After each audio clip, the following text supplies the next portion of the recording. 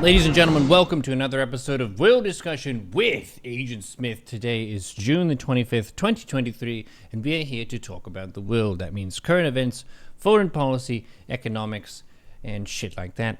Without any further delays, let's jump into voice with Mr. Agent Smith. Smith. Hello. Hello, Zion. How are you? Good. Have you recovered from last week's disease? Oh, yeah, it's fine. Oh, good. People were hoping How you have were you all right. been? I had a good week. I visited my girlfriend in LA. So I was big chillin' Monday to Friday. Just got back to streaming yesterday. Sounds good. Yeah. It's very nice out. Yesterday people were freaking out to know if there was going to be an Agent Smith because of, you could probably guess why.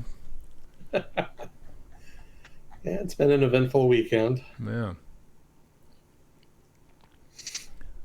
I don't know what else aside from that because everyone's all focused on the one thing, but there are probably more than just the one that happened this week. Well, that's probably the main thing. Yeah. So for Although we did skip Ukraine last week, so we've got that week's Ukraine stuff as well. oh, But yeah. weave it all together and see what's going on over there. But for people who didn't see the news headlines, the Wagner group leader Prigozhin did a little bit of a feisty toward the establishment in Russia, which I'm not exactly sure the scale of it and the ramifications of it, but basically Putin has power in Russia, and Prigozhin has been one of the go-getters for the Ukraine war that they've been waging, and apparently he tried to upset the balance of power, but I guess it didn't work. No. Yeah, it's kind of hard to interpret events, just because the political system over there is relatively opaque. And it doesn't help that, Russia's government at this point is run more like an informal boys' club than an actual government. So it's more about personal relationships and patronage than it is about organizational hierarchies and whatnot. So it's a little unclear just what Prigozhin was doing or what his relationship is with the establishment and what his connections are, etc. And without knowing all of that, it's kind of hard to get a good reading on it. I've heard different interpretations. Probably the two at this point that sound the best to me are that either he was throwing a tantrum, as goofy as that sounds, or he was making a play and he didn't get the support that he was expecting and then cut his losses when it became apparent that there would not be broader support for his move to challenge the government. Could be either or. We don't really know. What exactly did he do? Like, what happened? Let's see. So it started on, I want to say, Friday, specifically Friday night, American time. And basically, Wagner Group forces moved on the city of Rostov, which is a southern city in Russia, not far from Ukraine. And this came on the heels of Prigozhin complaining for months about being on bad terms with the Russian army, and specifically with Gerasimov, sort of the commander-in-chief in Russia. Basically the head of Russia's armed forces. Supposedly he was on bad terms with Wagner Group and had been denying them ammunition and had otherwise been trying to hobble them as rivals in the war effort. None of which Prigozhin particularly appreciated. And what I think was a month ago, he said he was going to pull Wagner Group out of eastern Ukraine and go back to Russia. And it was a little unclear just what was meant by that. It was thought at the time that it was somewhat ominous, but Prigozhin has been such a shit talker since the war started. I don't think anybody put too much thought into it. And he's just so loud all of the time that it's kind of hard to take him seriously. So as a result, people weren't really paying that much attention to him. But then, of course, recently he took those forces that he had in southern Russia and de facto seized control of the city. He surrounded City Hall and, some of the other institutions of government in Rostov and was basically in command. He wasn't trying to stage a coup, it would seem. He was very, very specific about his wording as to what he was doing. He did not challenge Vladimir Putin or the overall Russian government. He made it very clear that his issue was with the Russian army and its high command. And he demanded, effectively, that they come and talk with him in Rostov, and that if they did not, then he would march on Moscow. So nobody came to talk to him in Rostov. So, sure enough, Wagner Group forces started moving north towards Moscow. It's unclear how close they got. There were Wagner Group forces reported in Voronezh, which is about halfway between Moscow and Rostov. And supposedly there were some reported closer to Moscow. The number that I saw talked about was that they were 200 kilometers from Moscow when they stopped. So they were kind of well on their way. And supposedly there were attacks on their convoy by a couple Russian helicopters, some of which may have been shot down, although I don't think that was ever confirmed. So, there was some fighting going on between the army and Wagner Group there. But eventually, Prigozhin just stopped. He announced on Saturday that he didn't want there to be bloodshed between Russians, and so he was not going to push into Moscow. And then he just left. It wasn't really clear why. There was word on Saturday that he had started negotiations with Lukashenko, the president of Belarus, and supposedly Lukashenko was acting as a kind of go-between between Moscow and Prigozhin. And some kind of deal was agreed, apparently, because now all charges against Prigozhin have been dropped. On Saturday morning, Putin came onto TV and said that the whole thing was a mutiny and that Prigozhin was a traitor and that this was a betrayal of the war effort, etc. And he issued basically warrants for his arrest. And since the agreement, whatever was in that agreement, it apparently involves those charges being dropped. So, the government is not out to arrest Prigozhin anymore. And Prigozhin himself has left Russia and is now in Belarus. And it's not really entirely clear what's going to happen to Wagner Group and, the forces therein. Supposedly, the agreement involves de facto amnesty. They're not going to go after the soldiers involved. And the Russian army, for its part, has been offering commissions in the army to Wagner Group personnel in order to try to peel them away from the group. But beyond that, it's still too early to kind of know just what is going to happen to them as a whole, if they'll continue to be a coherent group, or if they'll be folded into the army or disbanded, or, just what's going on there. Nor is it clear just to what extent Prigozhin still controls the group and what his future relationship will be with the group, as well as what his standing in Russian politics is going forward. Obviously, he had been a relatively well-connected figure to be able to build up this degree of independent power. But it could be that he has basically cashed in his chips here in this effort to do whatever it was he was doing. Again, it could be that he was trying to make a play in order to significantly increase his power in the Russian political system, and that he just didn't get the support from established elites that he was expecting, nor did he get support, most likely, from nationalists as he had been expecting. And so it could be that's why he decided to halt his advance, despite encountering relatively little resistance. It didn't seem like the Russian army was in a great position to really stop him. They had some forces that were deployed into Moscow itself, much to the chagrin of Russian nationalists who didn't particularly appreciate the visuals, the optics of having to deploy tanks onto the streets of Moscow to deflect some kind of mutiny or whatever you want to call it. But it's not clear that that would have been enough to stop Prigozhin if he'd really wanted to push on Moscow. But regardless, that's just one interpretation. The other one is that Prigozhin kind of knew that he was losing this internal battle that he'd been fighting with the Russian army for influence over the war effort, as well as within Russian politics.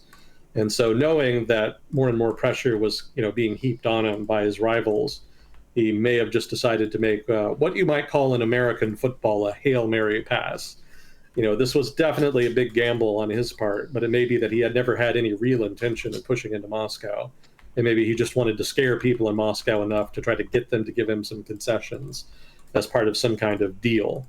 in which he could extract himself from the politically awkward situation he had gotten himself into over the past 6 months. So if that's the case, the whole thing was just theater, and none of it really matters or will amount to much. Kind of anybody's guess at this point. But basically, that's a rough timeline of what happened. He moved into the south of Russia, moved on Moscow, and then stopped.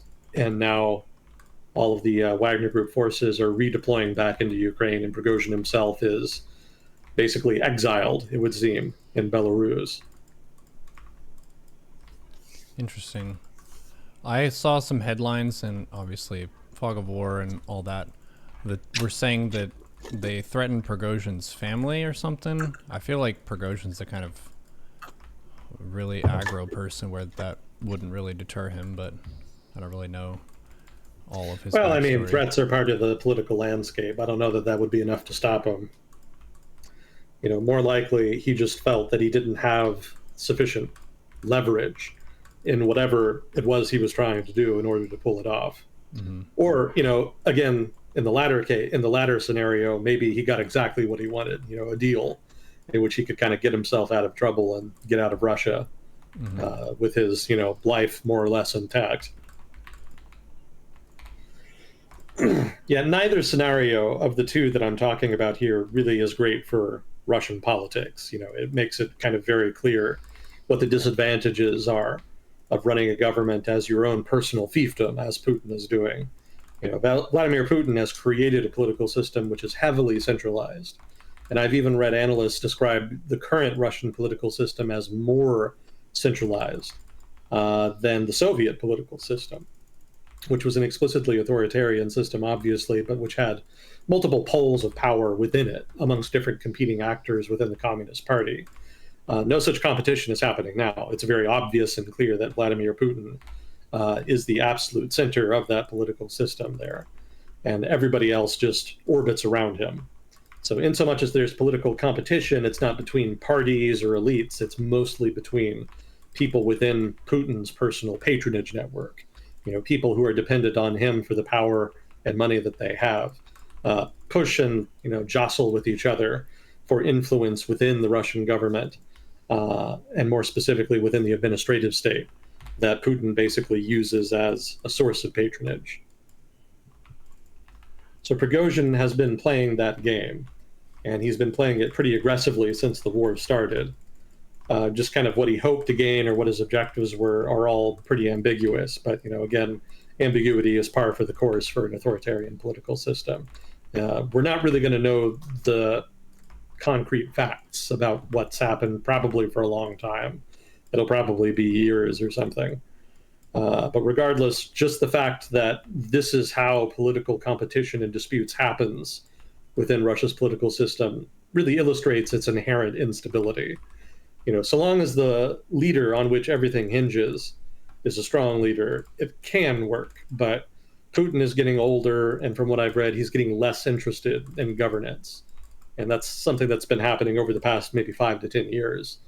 And so, if you're going to create a heavily centralized political system around yourself as a person, then when you start taking your foot off the pedal, when you start giving more discretion to the people under you, that creates a lot more incentive for competition between your underlings. And that's basically what we've seen now over the past couple years and over the past weekend in particular.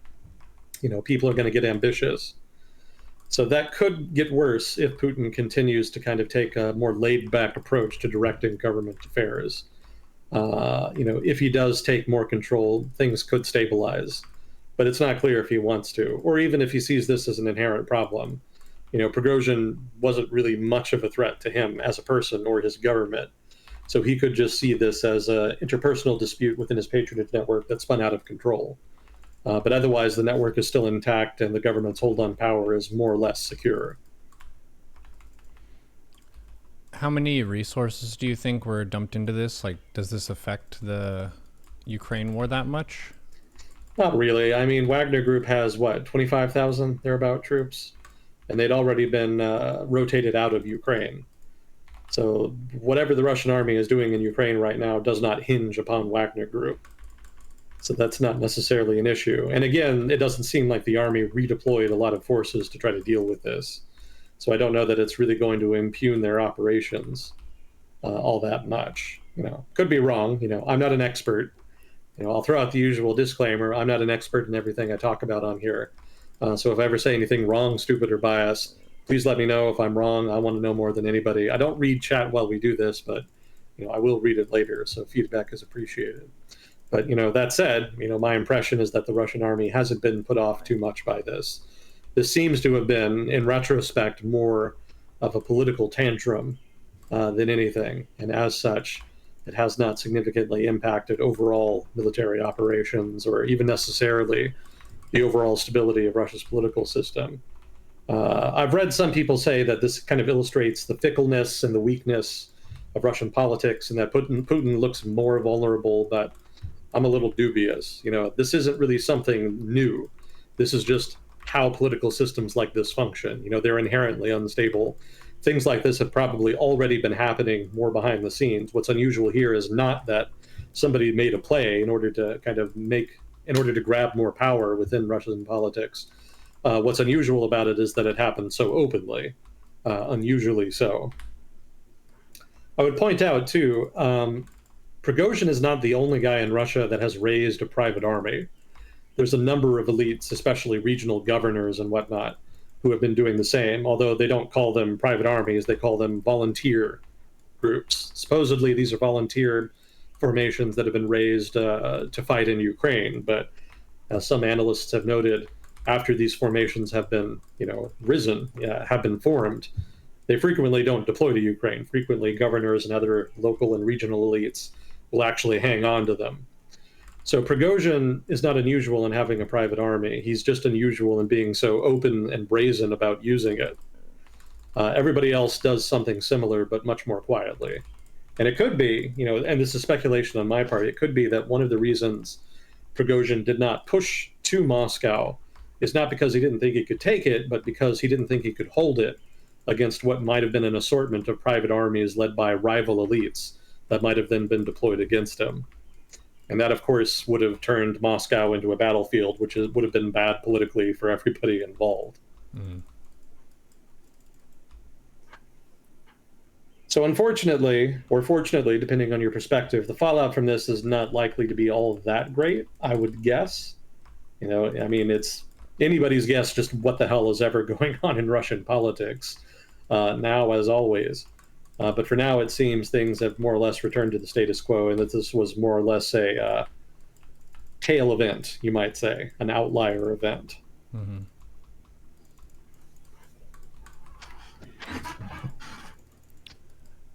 Yeah, it kind of makes you wonder, for a government setup like this, is that the only way you can have a new round of leadership, is just physically overthrowing them, as opposed to, you're not going to vote out Putin? Yeah, that's the thing. There's no mechanism to transfer power. The way that power is distributed is through the patronage network, and that's purely about personal relationships.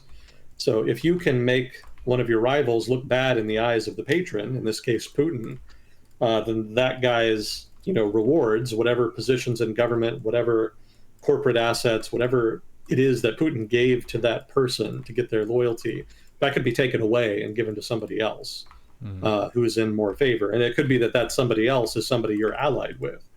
And because you were able to get that person that new power, that new money, that new position in the patronage network, they would owe you. They would effectively be in your debt. So in that sense, competition, intra-elite competition within the patronage network is about building your own personal network, within the context of that overarching network. And, the more there is to gain in terms of weak leadership from the patron, the more incentive there is to engage in such competition. So, again, Putin has given more and more discretionary power. He's delegated more and more discretionary power to the people in his patronage network because he's become less interested in government. He's more of an ideas guy who just says yes or no to other people's plans at this point. It's not really clear that he's really being very proactive these days. But because he's doing it like that, there's a lot to gain. You can get a lot of power in government in terms of decision-making power. if you can get Putin's favor and try to convince him to give you more and more discretionary power within his government. And so that's part of the reason you've seen more competition relatively recently. And it could be that's what was driving Prigozhin to be more ambitious. It may be that he sensed opportunity. But yeah, without elections, like, there's no other way to do it. Like, people can't just vote for who they want. It's just purely about who Putin likes at this point. Mm-hmm. And if something happens to Putin, then there's going to be a scramble for power, and it's anybody's guess what that would look like. It's not clear that there's any real succession that's been arranged. And so you could end up with an old school succession crisis correspondingly.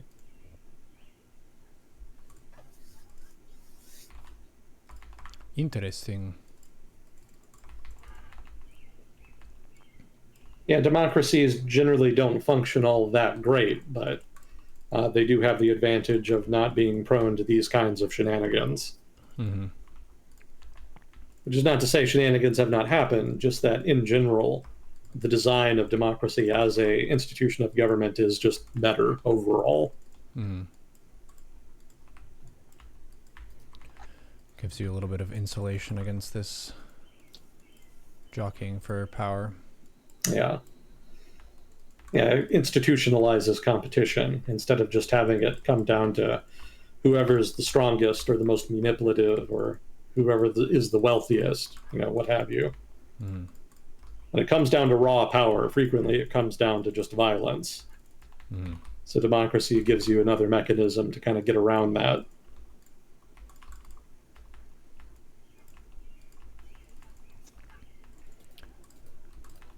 Oh, fun trivia here. There was a report on Telegram, which is a social media site in Russia that's very popular there.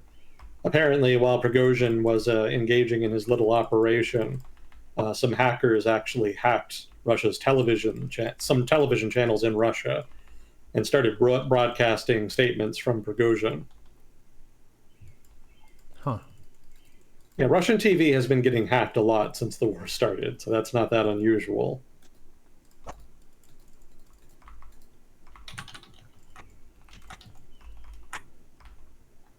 Let's see. Oh yeah, some other background there. There was an announcement before Friday that Wagner Group forces would get nationalized. There was apparently a move to just take direct control of Wagner Group. So that could have also been another catalyst there. Mm-hmm. And there was a new bill that would legitimize the issuance of contracts, that is to say, military contracts to convicts. Basically, they want to be, the army, that is, wants to be able to recruit convicts, kind of like what Wagner Group has been doing. That is the backstory of Terran in Starcraft as well. Yeah. Configs, and you earn your freedom by fighting for the military. Cool. Do they get power suits or just normal equipment? Depends on how you want to define normal equipment. The supply chain in Russia isn't great. Mm-hmm. So there's been reports of some standard equipment being issued. So you'll get stuff, but it won't be great stuff. Mm-hmm. So yeah, there's been tensions between Prigozhin and the army for a while. And so some of that background info kind of just illustrates that. Mm-hmm. I would point out, though, that this isn't necessarily evidence that these particular catalysts are what was driving Prigozhin, because he's been competing hard with the army for a long time, basically since the war started. And in particular, over the course of the Battle of Bakhmut, there was a lot of very tense back and forth. Supposedly a couple weeks ago, Wagner Group detained, quote unquote, a Russian officer whom had allegedly ordered his men to fire on a Wagner Group formation. So there's plenty of incidents like that you can point to and say that that's what perhaps is what led Prigozhin to kind of make his move there. But it's not clear which, if any of them, are really what constituted the true catalyst. Again, anybody's guess. It's just speculation at this point.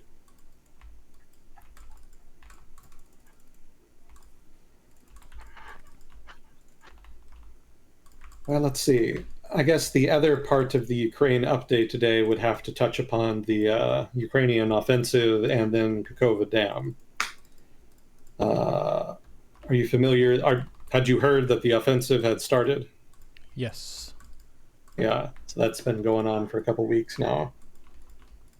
It's pretty much as expected. It's mostly focused on Zaporizhia, which is sort of that middle region that Russia took. You know, Russia took the area north of Crimea, and they took eastern Ukraine, sort of around Donbass, and then they took the area in between in Zaporizhia, so they could get the quote-unquote land bridge to Crimea that they supposedly wanted.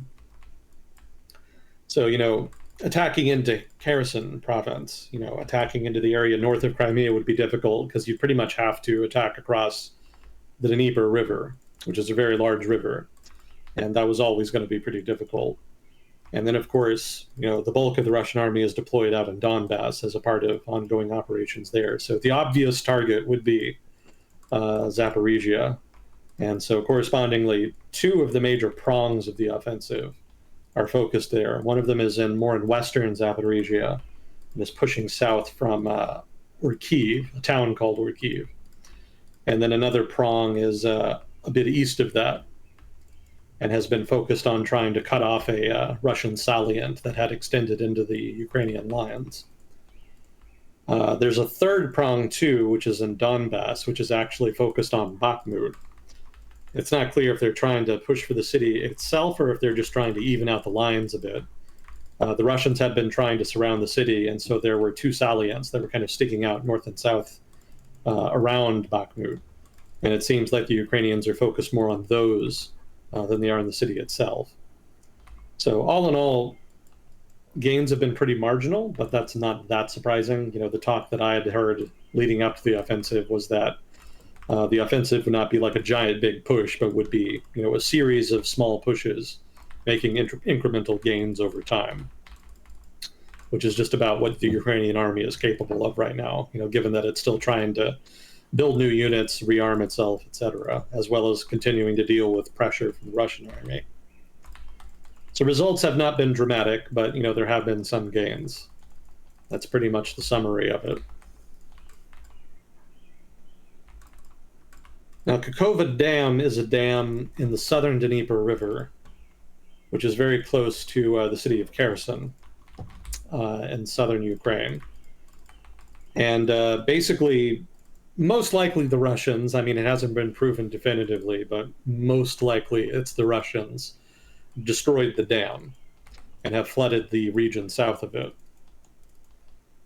And you know, that's an old school Chiang Kai-shek play. You know, for those of you who maybe remember the Second Sino-Japanese War, you know, Chiang Kai-shek and the nationalists very famously did something similar in order to stifle an offensive by the Japanese army in the early stages of the war.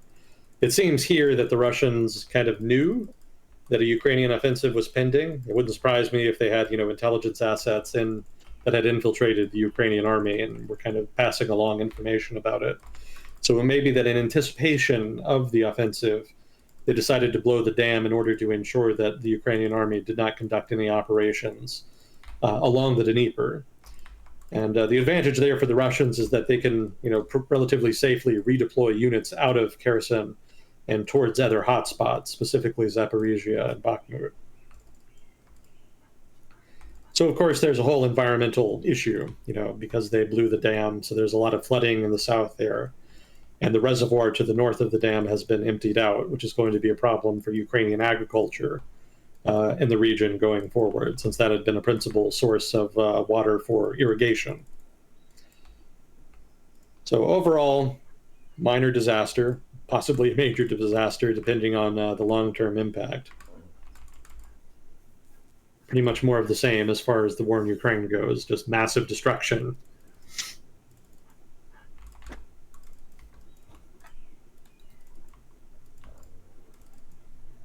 That's pretty much all I had for the Ukraine update. Lots of dramatic events over the past 2 weeks, but overall, the course of the war doesn't seem to have changed that much. So pretty much status quo, as weird as that might sound. Yeah, some big plays, but nothing that's ending the conflict in either direction. Yeah.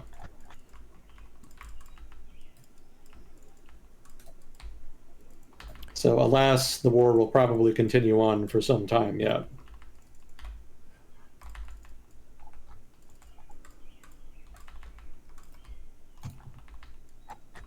It's interesting that Belarus is a country that's had a lot going on in this conflict, and I hadn't really heard too much about them before the war. Yeah, we talked about it a bit when the mass protests happened back in 2020. Mm-hmm. You know, back when there was a quote unquote election that was very obviously fraudulent. And so there were mass protests, and there was some talk about what the impact might be. And overall, the takeaway at the time was that Belarus would align more with Russia because the Europeans had started to basically punish Belarus for cracking down on the protests by applying sanctions.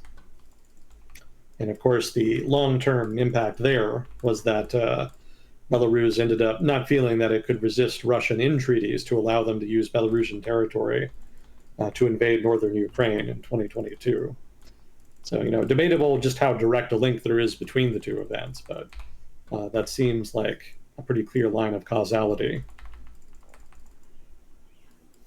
Yeah, overall, Belarus has historically tried to play both sides. They've tried to kind of not be too dependent on either Europe or Russia in order to try to ensure maximum discretion on the part of the government in foreign policy. But the mass protests and the crackdown kind of pushed them to one particular camp.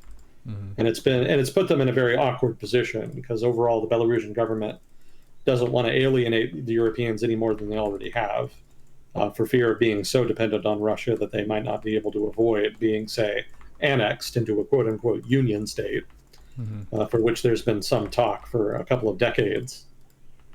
Some of that talk had actually come from Belarus itself. You know, the Lukashenko government had been pretty bullish on a union state with Russia for a long time, but they kind of slow-footed it for a long time. You know, there wasn't much progress in that vein, even in spite of all the talk.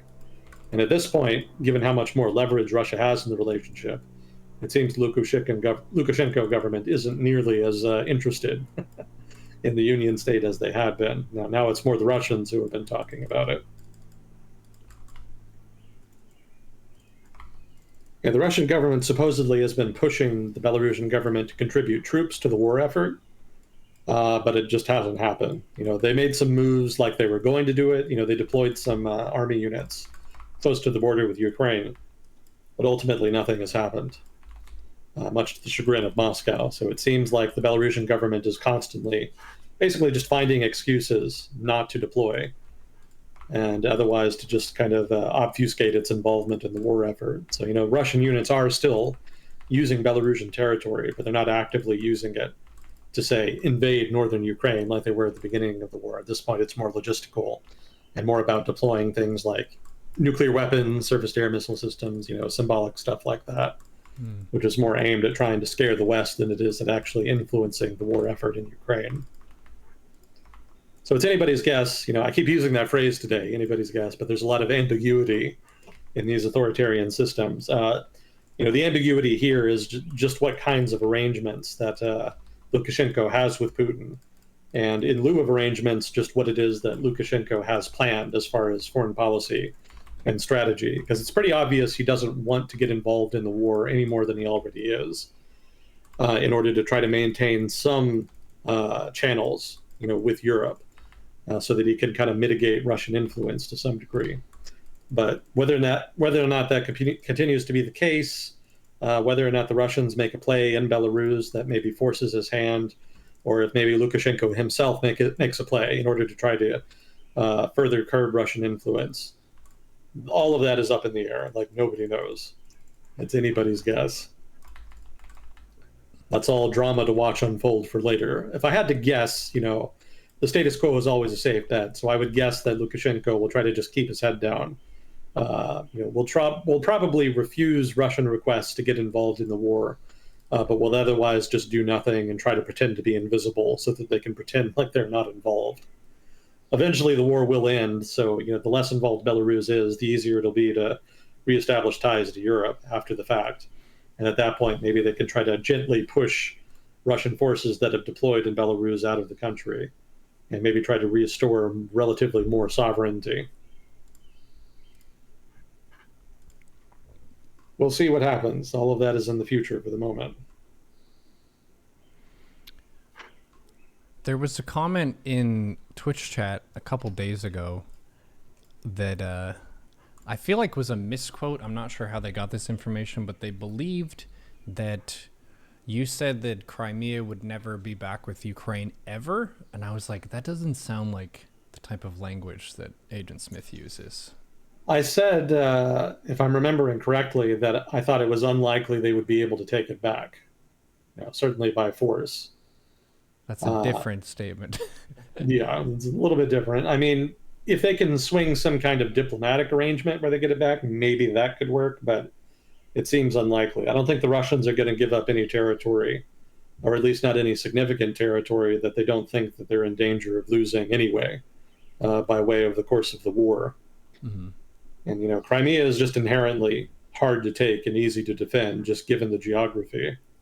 Mm-hmm. That hasn't stopped successive historical efforts to try to defend Crimea from failing miserably. The military history of efforts to defend Crimea is not exactly riven with success.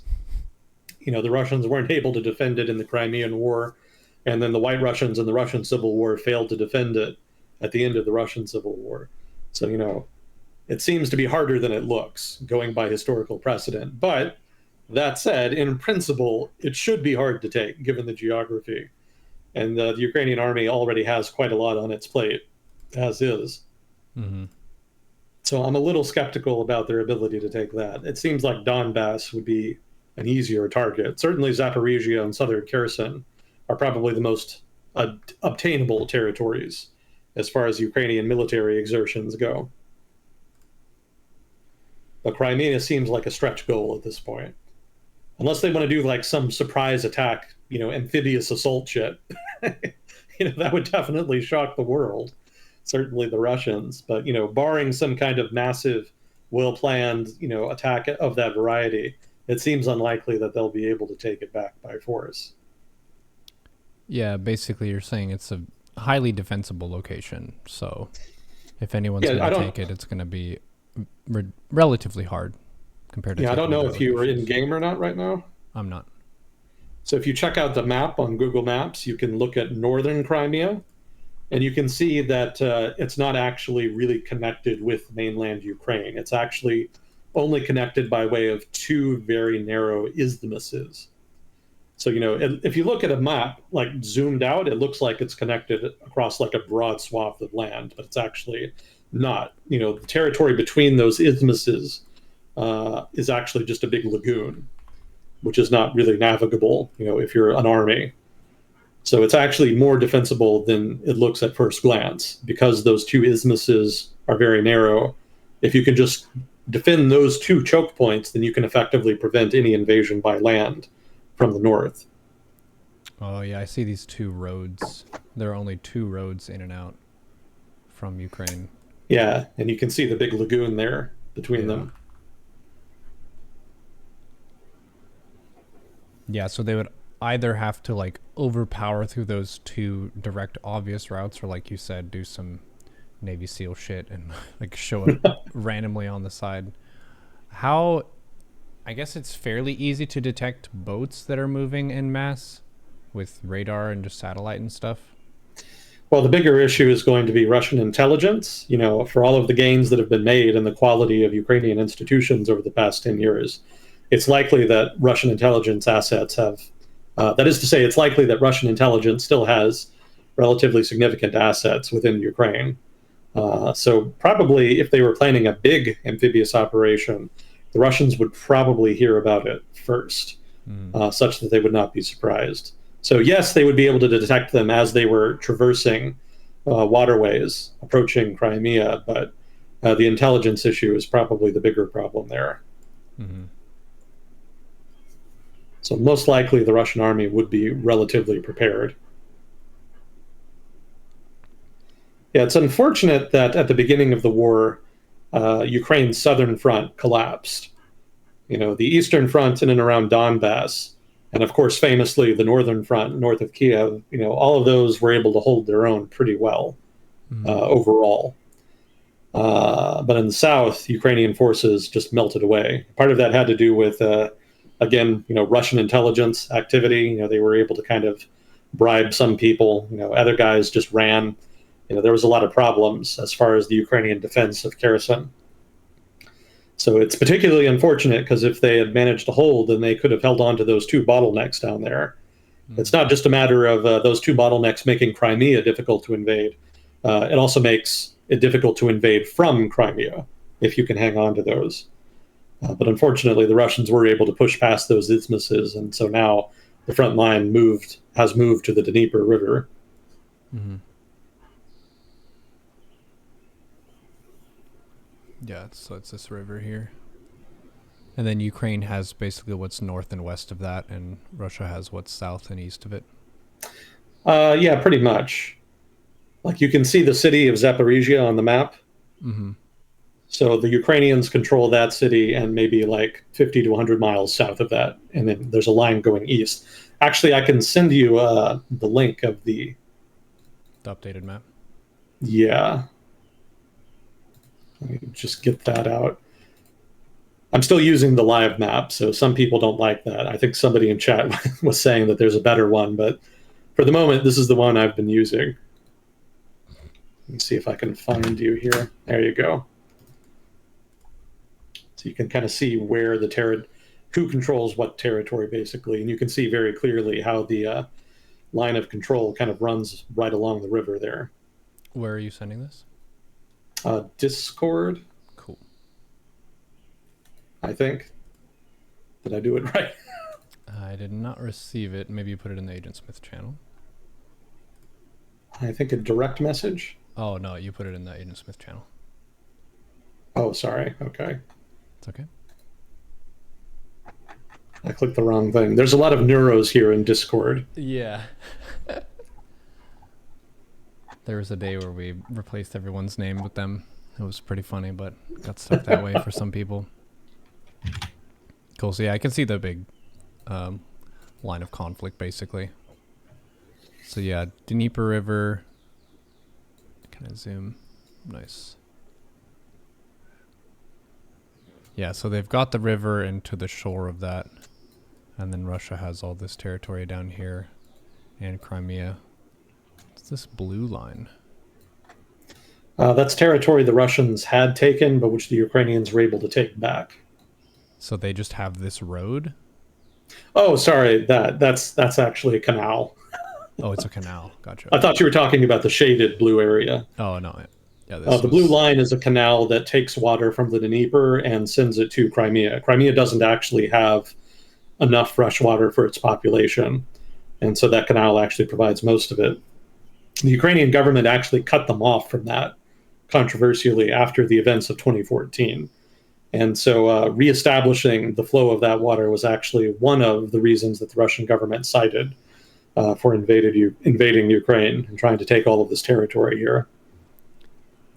When Russia took Crimea the first time, did they come from the east over here?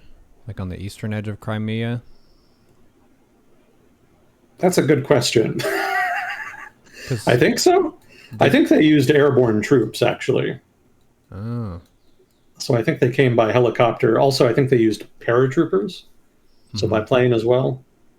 Yeah, there wasn't any land connection across the Kerch Strait.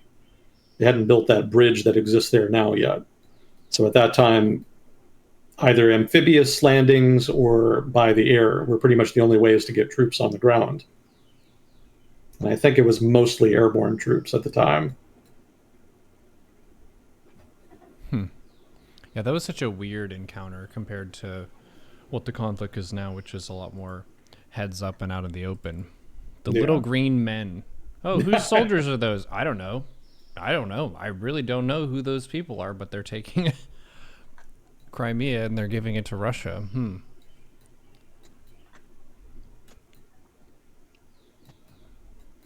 I wonder what other places in the world like that kind of strat could work. The just covert unmarked bamboozle move. I mean, when you're that brazen about it, you're not really fooling anybody. Yeah, true, but it worked.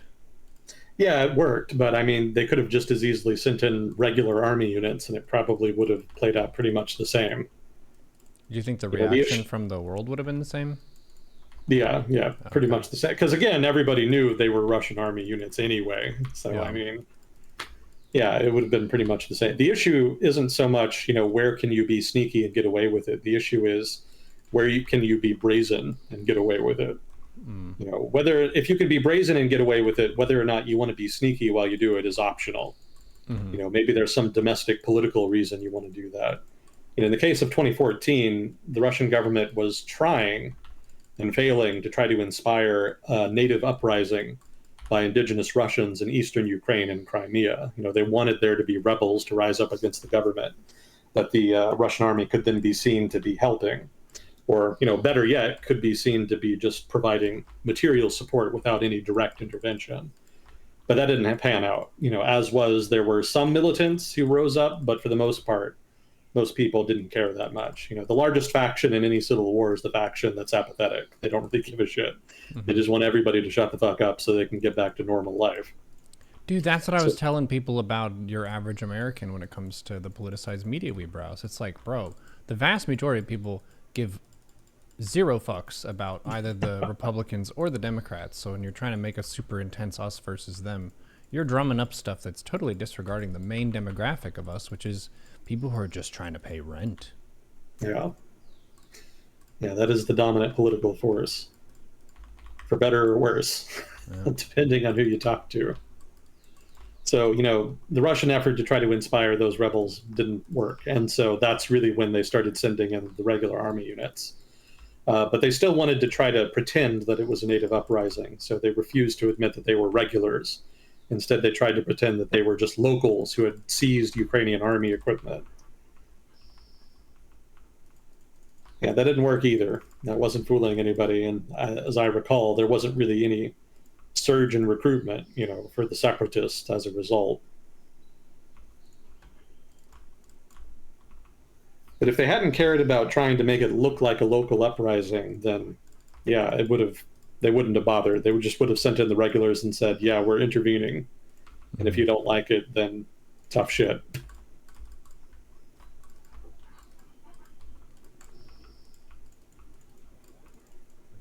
We live in interesting times. Well, I know Bitter Sugar's okay. I just saw him on Dota 2 a couple hours ago. Oh, so good. He's well enough to play video games, which is a good sign. I'm glad he's doing all right. Mm-hmm.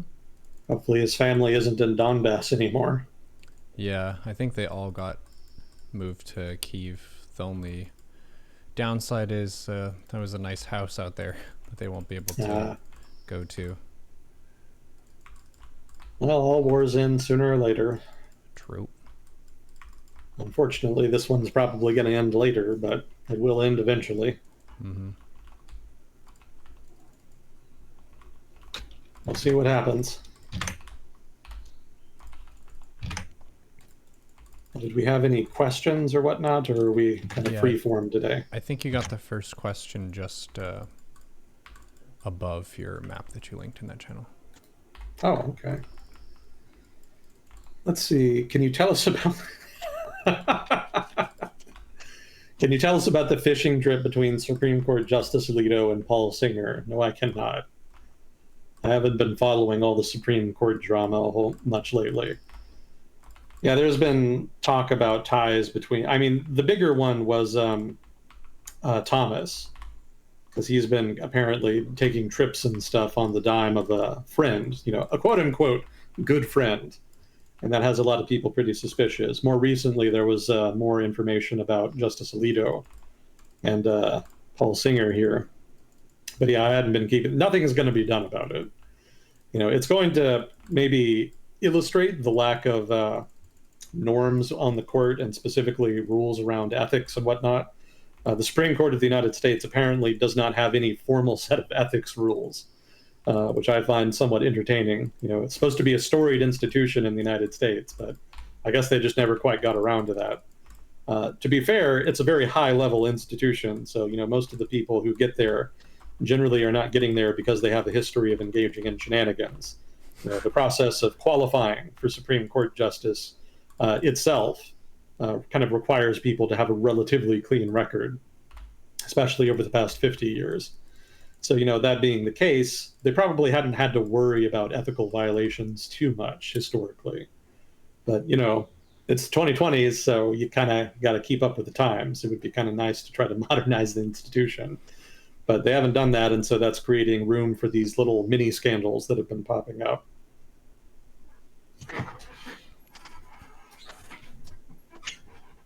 So unfortunately, no, I can't comment on it too much. I'll have to read more about it. Yeah, if you want to ask me about crimes against urban planning, I could talk about that, because I've been playing City Skylines lately. So I've been keeping up the atrocities in that vein for the past week or two. Are you committing the crimes? What are these crimes? I'm just bad at the game, pretty much. You're supposed to. It's basically SimCity. The Maxim stopped making SimCity games, and so this other company started making them instead. So if you want to do city sim, urban layout, urban planning type gaming, City Skyline is one of the few games in town. Unfortunately, I'm not any better at urban planning and city skylines than I was in SimCity back in the day. So there's definitely some ugly architecture and ugly road layouts in my city as a result. I've heard Houston struggles with its urban planning because it wasn't really supposed to be a massive sprawl of a city. It was just supposed to be kind of a town on the coast of Texas, and then they just kept tacking on more and more to it. So it's apparently hell to navigate and super hot and just a key place of suffering. Yeah, that sounds like Houston in a nutshell. Yeah. A key place of suffering. Yep. Well, they do have NASA. I got to give them that. That's true. I think they have one of the Sea Worlds in Texas, if I'm not mistaken. Mm-hmm. But yeah, other than that, there are definitely problems stemming from the lack of actual zoning. Mm-hmm. I have read that even though the city itself does not have official zoning like you would see in most cities, they do still have some ordinances in place that do restrict where you can build certain types of structures and do certain kinds of businesses. Mm-hmm.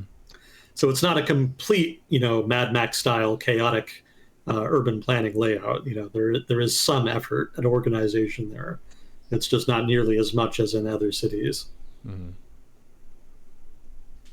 But yeah, occasionally you do get some weird consequences of that, like having, residential housing abnormally close to industrial units.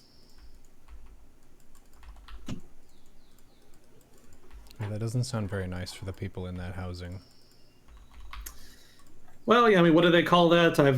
Some of the activists have termed that ecological racism, if I'm not mistaken, or environmental racism. Basically, it's the lower strata. Historically speaking, it's the lower strata of society who gets the least desirable land for housing and other activity. Mm-hmm. And in the United States, African Americans in particular have disproportionately borne the brunt of the various maladies of the working class in the United States. And as a result, they disproportionately live in areas like that. Hmm.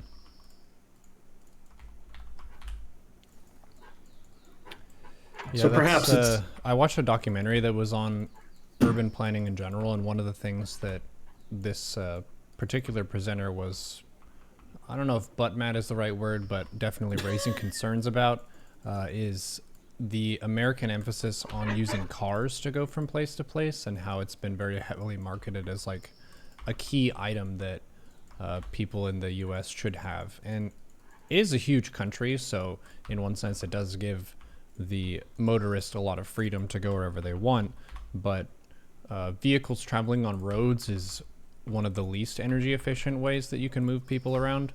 Mm-hmm. So just the disproportionately high emphasis on marketing automobiles as opposed to trains or different cycling paths and that kind of thing. Because a lot of cities and suburbs and towns in the US are only navigable by car.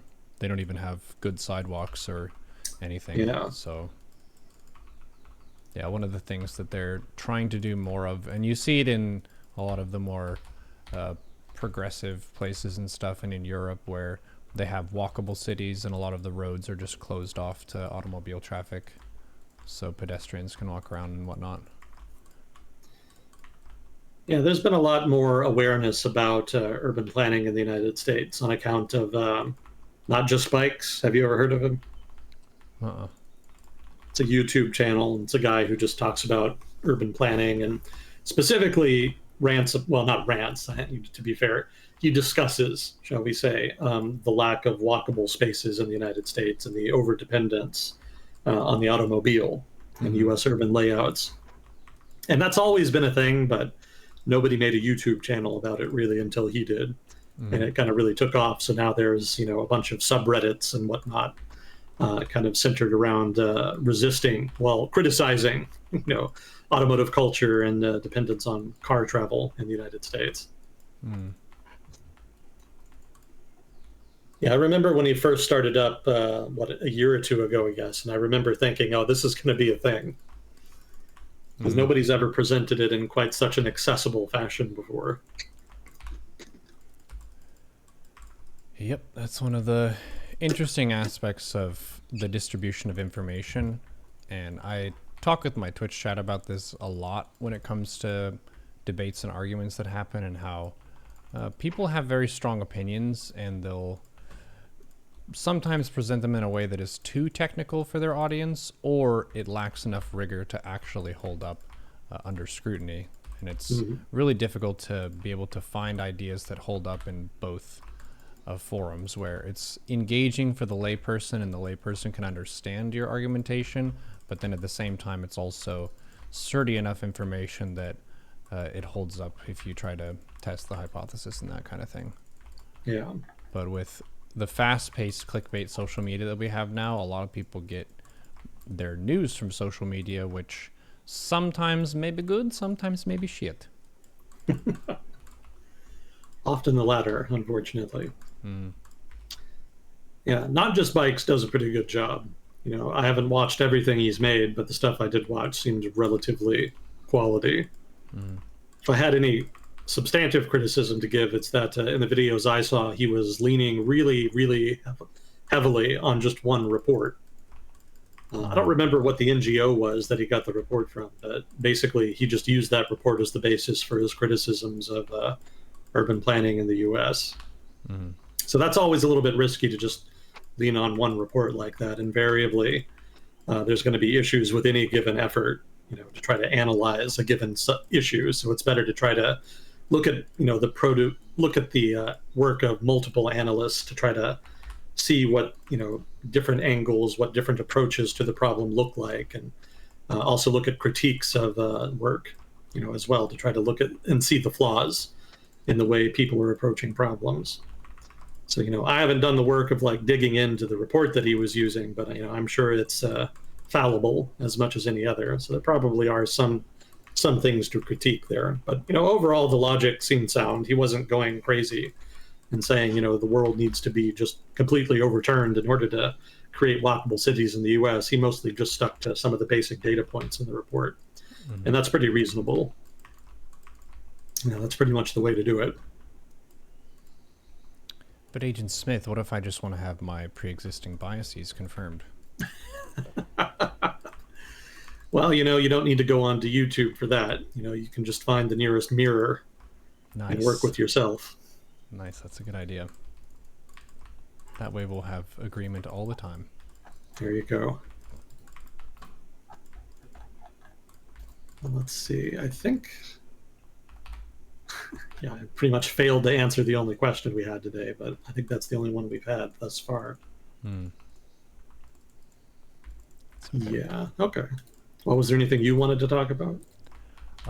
Some people in the chat were asking if you had read anything about this Titanic seeking ship thing. It's not... I had pretty much the same stuff everybody else has. I haven't heard anything new about it. Oh, okay. The CEO of the company was apparently trying to kind of build a deep sea submersible on the cheap, which seems a little risky. I think people give him too much shit for that, though. I mean, invariably, you're going to find people who try to do things in a new, innovative way that economizes on resources. So, I do give him some credit for trying to do something new. I think the issue, though, is that it ended up not working. I mean, the vessel imploded, obviously, so clearly he wasn't doing it the right way. But as I'm sure he himself would have pointed out, that's just an inherent risk if you're going to approach a problem like that. He wasn't trying to build the best submersible. He was trying to build a more economical submersible. So perhaps not that surprising that the first effort didn't work out. Unfortunately, not working out, means that you get crushed at, whatever, 50,000 feet or whatever it was. Yeah, that depth of ocean is really not the kind of place that you want to be having problems. It's not like a car where you can just step out and change the tire if you need to. If you have a problem in your deep sea submersible, that's pretty much a permanent problem until you can get back to the surface.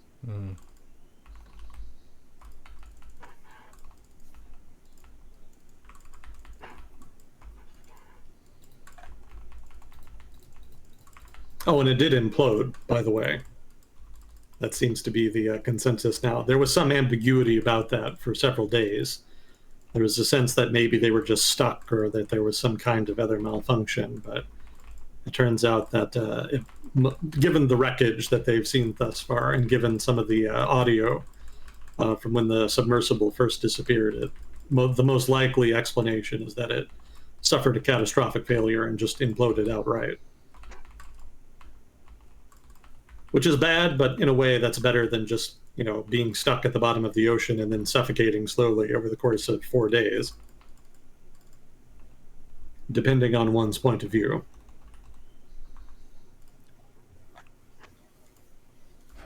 How would you like to be killed underwater?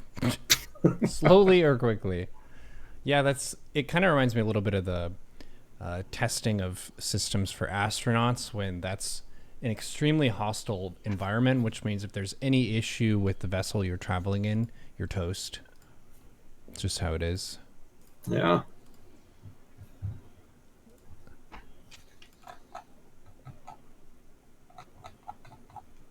Well, what else did we have? I have stuff here too, but I'm always open to ideas and whatnot.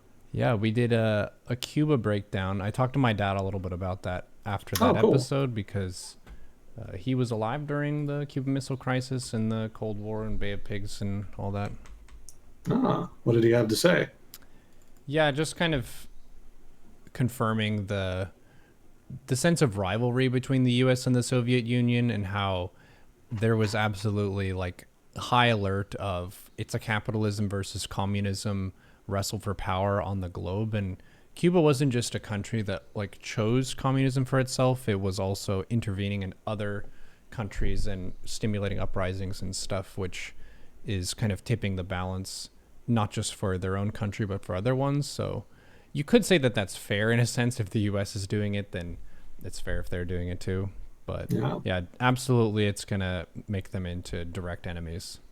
You can't really play both sides of the fence and do that when that was like one of the things that we were the most wary about. And the interesting thing too is back then, whenever the quote Red Scare was happening, we didn't really know how the economical models of capitalism and communism would hold up. Because I think when you're just looking at communism in a laboratory setting, just reading Karl Marx's work, it's very specific and very verbose in how stuff is supposed to be done.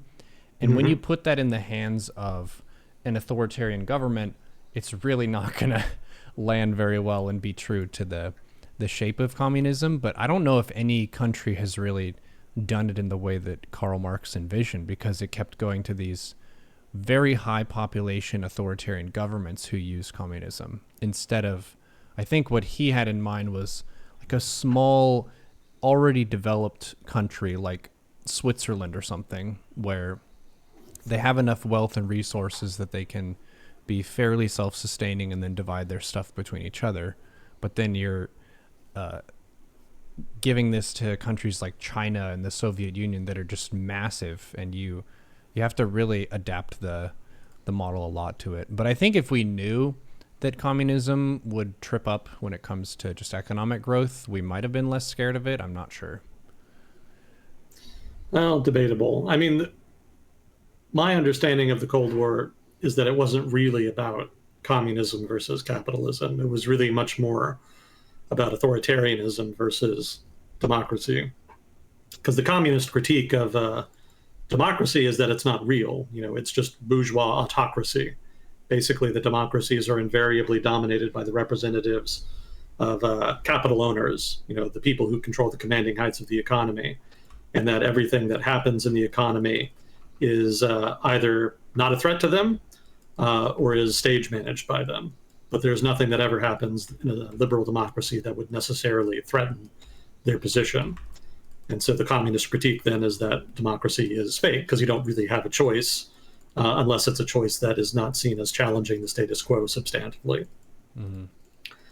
So communists inherently, many communists anyway, kind of eschewed democracy, and that was really one of the main things that people were concerned about at the time. There was a real debate about the role of government in the economy. That's true.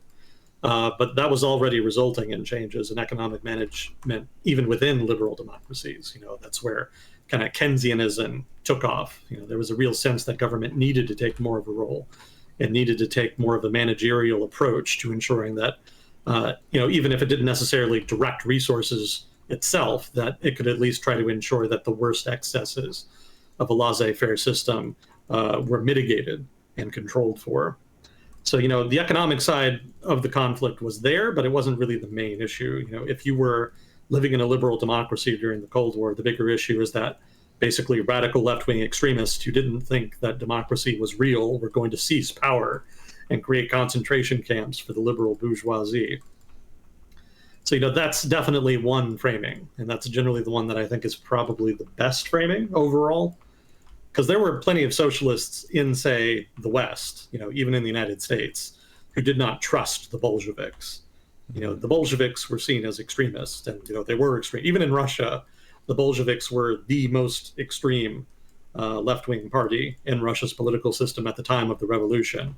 There were others like the Mensheviks, the radical, the Socialist Democrats or the Radical Democrats, whatever they were. So there were already other socialist groups there that were pushing for a more socialized economy and whatnot. But the Bolsheviks were the ones that said, no, the only way this could ever work, the only way we could ever change the system and have a real socialist economy is if we have a dictatorship of the proletariat that is itself led by a vanguard of the revolution, which inherently meant setting up an authoritarian political system. And, lo and behold, the most extreme party just happened to be the one that was able to take advantage of the chaos in the period and emerge as the dominant faction. So it was very much a totalitarian group. That is, again, the Bolsheviks were seen as a totalitarian group. They were one. And they were a part of a kind of wave of totalitarian politics in Europe over the course of the early 20th century.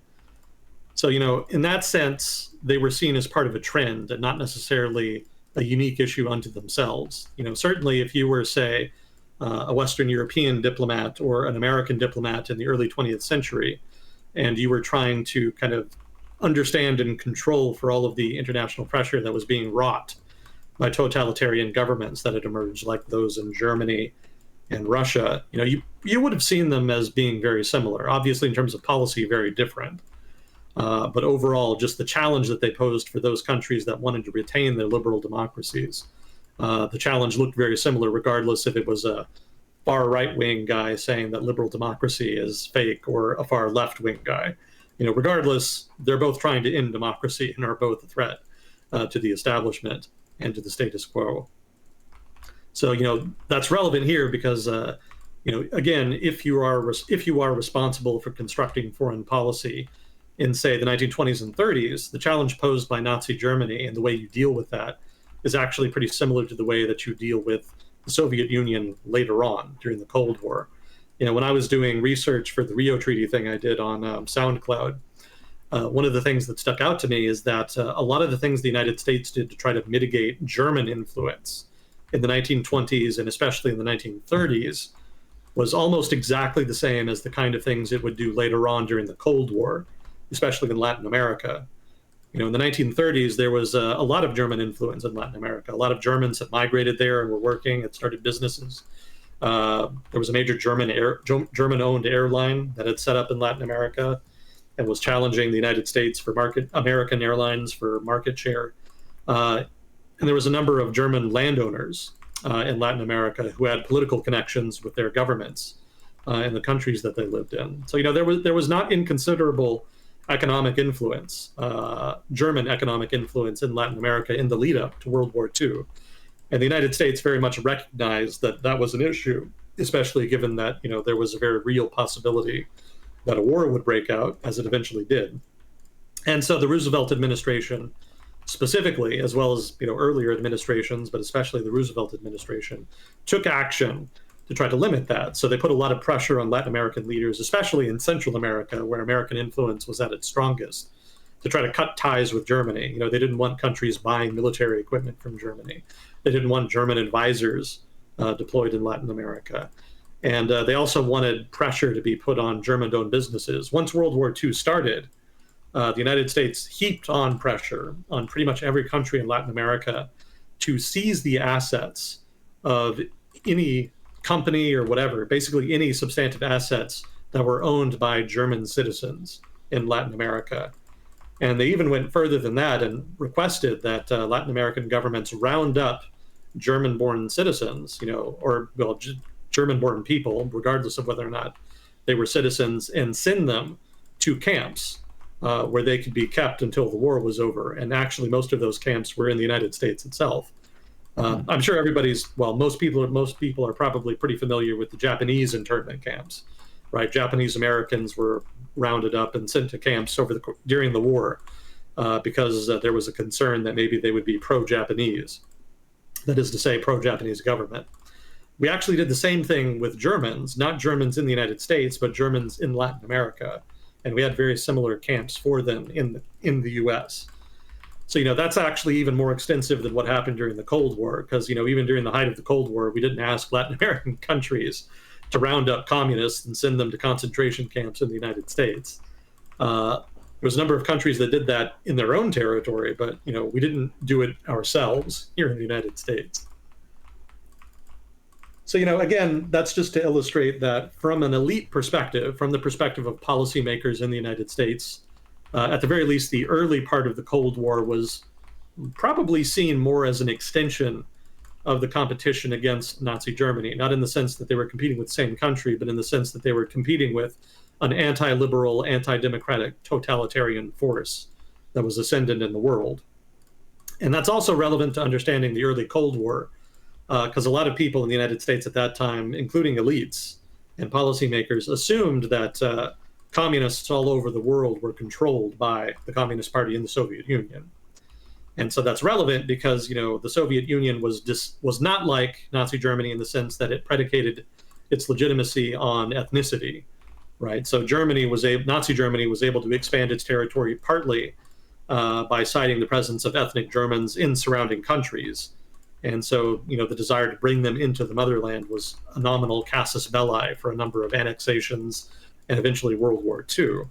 But of course, ethnicity is inherently a limiting factor, right? There's only so many countries that are going to have your ethnic group in them. And so that inherently kind of puts a limit on where you can expand, unless you want to change the casus belli to just Lebensraum, in which case you can invade whoever you want, which is basically what they ended up doing with the Soviet Union. But regardless, there are relatively more limits on how much a fascist government predicating its legitimacy on ethnicity can expand, as opposed to an ideological totalitarian government like the Soviet Union. If you're a communist, or if you're, more specifically a Soviet, you can expand anywhere where there's communists, and pretty much everywhere had at least some communists. So in that sense, the fact that the Soviet Union was not controlled by fascists was not really a comfort for policymakers in the United States. The fact that they didn't depend on ethnicity, but rather on ideology, actually seemed to make them more dangerous, because it made expansion in terms of, expanding communist control of other countries much easier. You don't need to find ethnic Russians in other countries and use them as your proxies. You can just find communists, and that works just as well, if not better. And that's why whenever you see communists, engaging in agitation, protests, strikes, sometimes revolts in the early part of the Cold War, invariably people in the West, and especially the United States, would blame the Soviet Union because they just assumed that the Soviets were in cahoots. That is to say, were coordinating with those communists in those other countries. Now, later on, with the benefit of hindsight, we found out that actually the Soviet Union was not like this all-powerful puppet master. There were certainly ties between the Soviet Union and communists overseas. That's true. But the Soviets were not nearly as in control of all those different groups as a lot of early Cold War elites believed to be the case. And so the result is a lot of overreaction on the part of the United States.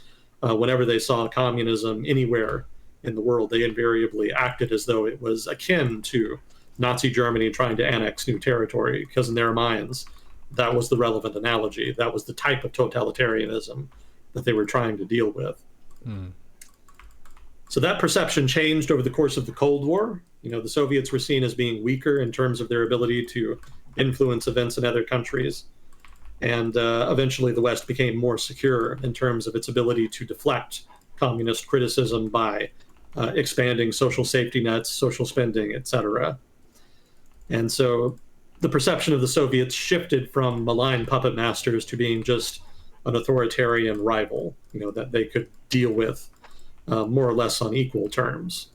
And so, you can kind of see that transition happening in the 1970s with the détente, which was a period where relations between the Soviets and the West basically normalized, not fully, but relations were much less tense, and issues were much more likely to be negotiated in summits than they were to play out in the form of crises, of which there were quite a few in the 1950s and 60s. But through the 1970s, crises like that were not nearly as common. By the 1980s, it was basically a moot point, because by then the Soviet economy was in terminal decline, especially relative to the Western economies. And so that combined with, just massive pressure from the US government in the form of the Reagan administration, as well as just bad decision-making by Moscow, in terms of a bungled economic reform effort and a long bungled war in Afghanistan. Not that we in the US know anything about that. All those factors combined really put the Soviets on a back foot in the 80s. So, by then especially, they were not seen as nearly as threatening as they had been in the 50s and 60s. But the propaganda machine can be pretty strong. Very much so. Very much so. Did you get the message I sent you about Ethiopia? Yeah, it was. I mentioned that one of the reasons that relations between Cuba and the United States were bad during the Cold War was because the Cubans kept trying to export revolution. It wasn't just that they were supporting communists in other countries. They were actively sending their own troops to fight in civil wars on behalf of communists and communist governments. So Angola is probably the biggest example. During the Angolan Civil War, there was a Cuban expeditionary force that was deployed there, and they actively fought in the war and actually were able to beat a South African expeditionary force in a significant battle during the conflict.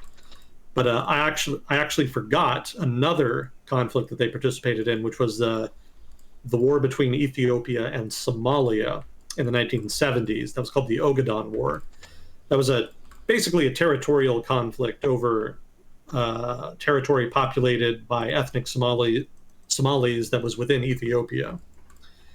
And it was a weird conflict because the Ethiopian government had recently been overthrown in a communist revolution, bringing on a government controlled by the DER, basically militant communist officers that had been in the army. And Somalia, for its part, had been aligned with the Soviet Union before that. And so it was basically one Soviet-aligned country fighting another one. And ultimately, the Cubans sided with Ethiopia because the Somalis themselves had actually started appealing for support from the West, and especially the Soviet Union, especially the United States, in order to help them in their war effort. They'd been trying to get Ogaden back. Well, not back, but they've been trying to get Ogaden for a long time. They saw it as being, because it was populated by ethnic Somalis, they believed it should be part of Somalia. And after a revolution, a coup actually in the 1960s in Somalia, the new government had spent the better part of a decade preparing, for a war over Ogaden. And again, at that time, Ethiopia was pro-Western, so there wasn't seen to be any conflict. But then, by the time they were ready to start the war, Ethiopia had switched sides, basically, in the Cold War. But that didn't stop the Somalis. Instead, they just switched over to a Western alignment from a Soviet alignment, and that kind of dealt with the issue. And so the Cubans spilled in, and their expeditionary force, therefore, also participated in that conflict. So they got around a lot. Cuban troops, especially in Africa, were quite active during the Cold War. Oh, do you remember the war in Grenada? No. That was a U.S. war in the 1980s, specifically the early 1980s. There was I don't think, it wasn't a communist, it was like a socialist government that had taken, Grenada is an island country in the Caribbean. It's sort of in the southern part of the Leeward Islands, sort of the small chain of islands in the Eastern Caribbean. And Grenada had relatively recently become an independent country in the 70s or whatever. And they had a socialist government. And the U.S. wasn't thrilled about it, but otherwise wasn't paying too much attention. I don't think anybody in the United States now could tell you about any of the governments of any of the independent countries in the Caribbean. Other than maybe Cuba, especially in the Leeward Islands, the little island countries, nobody knows shit about those. So, as per usual, the U.S. was pretty much ignoring them. But then there was a coup, and a far-left Marxist kind of seized power as a result. And it wasn't really a big deal for the United States. We didn't have to care too much about it, but the Reagan administration decided to make an example out of them. Partly because they wanted to kind of have a Falkland Islands moment. Because the Falkland Islands War the Falklands War had happened just recently, or maybe was even still in progress. I don't quite remember the timeline. But, the Thatcher administration in the UK got a big political wind out of that. They benefited from winning the war and defending British sovereignty. So the Reagan administration kind of wanted something similar. Grenada wasn't nearly the same scale, but all the same, the Reagan administration decided that they needed to intervene in order to evacuate U.S. citizens who were on the island during the coup. And supposedly there was violence happening, as in the aftermath of the coup, but it's not clear how much of that was kind of exaggerated, for the media in order to try to justify action on the part of the U.S. government. So, the U.S. forces duly went in. It was kind of bungled. They didn't have any maps of the island. So they actually used tourist pamphlets to plan the operation. What? As dumb as that sounds, yeah. It did not go great. This was the first war the United States had fought since Vietnam, and there was a lot of malaise in the military after Vietnam. So just as an institution, the military was kind of still recovering and was not really in quite the best condition. And the results kind of showed. I think there was even there was an accident, for example, when some of the airborne troops, specifically carried by helicopter, had landed on the island. There had been an accident. Something happened such that a helicopter had tipped over when it was unloading troops, and somebody got hit in the head with a propeller. Oh, no. With correspondingly gory results. So, just dumb things like that. There was also, there was another one where some Navy SEALs had landed on the island ahead of other troops landing. And they were supposed to secure a landing site or something, but they ended up encountering Cuban troops because it was a socialist, specifically because it was a Marxist government. The Cubans had deployed troops to try to help them defend themselves. And so this is another example of basically adventurism on the part of Cuba. But these SEALs encountered the Cuban troops and ended up getting bottled up in a building. And they couldn't get any help, so they ended up having to break out of the encirclement themselves and request evacuation, but none was forthcoming. And so they actually ended up just swimming back to their carrier that they had launched from in the first place. So just crazy shit, just bad planning and unexpected occurrences, whatnot. A lot of random shit happened. The result was that the government was, I don't want to say removed per se, but the previous government was reinstalled. Let's put it like that. So the Marxist radical coup government, those guys were removed, and the previous government was basically allowed to come back. There were elections, I think, organized under the United States. But beyond that, I don't think there was too much attention paid to the island after the war ended. But yeah, there were Cuban troops in Grenada, so that's another example. Interesting.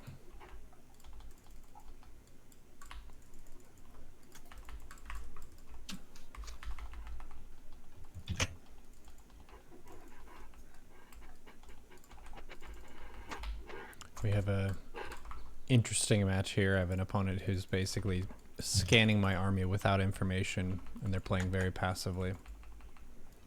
So sounds like risk aversion. They did it again.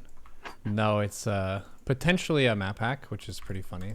They're fairly rare these days because it's purely a hobbyist investment, and the reason is you can't really win at the tournament level with this because they give you a fresh account that you have to play on one of their computers. So it's not an option for pro players, but you do have some random people out there who do like the satisfaction of winning Starcraft games. So they'll use some maybe less than legal means to do so. Mm-hmm. Yeah, some people got too much time on their hands. Yeah. That's pretty funny, though. Has there been any update on the, like, Trump legal battles and that kind of thing? I know he's basically always in the news for that, so... He gave an interview where he basically admitted that he had known that the documents that he supposedly had, not purposely kept, that he had known that he wasn't supposed to have them. So his legal team was probably not enthused by that interview. Yeah, everything I read suggests that the case should be a slam dunk case. That's the phrase that keeps coming up. Mm-hmm. So it seems more and more likely, just given the evidence, up to and including the interview that he did, that he's going to get convicted. What that means in practice, whether or not it happens before the next election, anybody's guess. Who's to say? Even if he gets... Go ahead. So for a slam dunk case, you're going to want a judge that's very tall to be able to do the slam dunk? Well, more like you just need pretty concrete evidence that shows that he did the wrong thing and that he intended to do the wrong thing. Right. Intent is normally pretty hard to establish, but it helps a lot if you go on TV and say that you did it intentionally. Yeah. Why would he do that? Just like... He didn't explicitly say he did it intentionally. He just basically gave statements to that effect. He basically tacitly admitted that he had known he wasn't supposed to have the documents and that he had kind of lied to the government, specifically to the FBI, when they came to him and asked him if he had the documents and if he would turn them over. Mm-hmm. One of the common themes in politics, not only in the United States but elsewhere, is that politicians frequently don't get into nearly as much trouble over malfeasance as they do over the lying about the malfeasance. Yeah. So, as Trump himself has pointed out, other people have done what he did, that is to say, illegally retain classified documents and not properly store them. Mm-hmm. But in those other cases, the people, the former presidents like Obama or Bush or what have you, they'll just give them the documents. If the FBI says, hey, we think you have something that you're not supposed to have, they'll say, oh, sorry, here they are, have them. They'll cooperate with the investigation because they don't want to make a big deal out of it. That's not what Trump did. Trump did the prototypically Trump thing, which is to lie about it. He tried to make it seem like everything was legal, that, the documents had effectively been declassified when he took them with him. He has all these different excuses and they just kind of change with a month. But what he didn't do is just cooperate with the investigation. If he had, it probably would have been over and done with in like a month and nobody would care about it. Mm-hmm. But, people with big egos refuse under any circumstances to admit that they're ever wrong. That for them is their main modus operandi, and it gets them into more trouble than if they would just shut up and let it go. Yeah. So this seems to be one of those cases.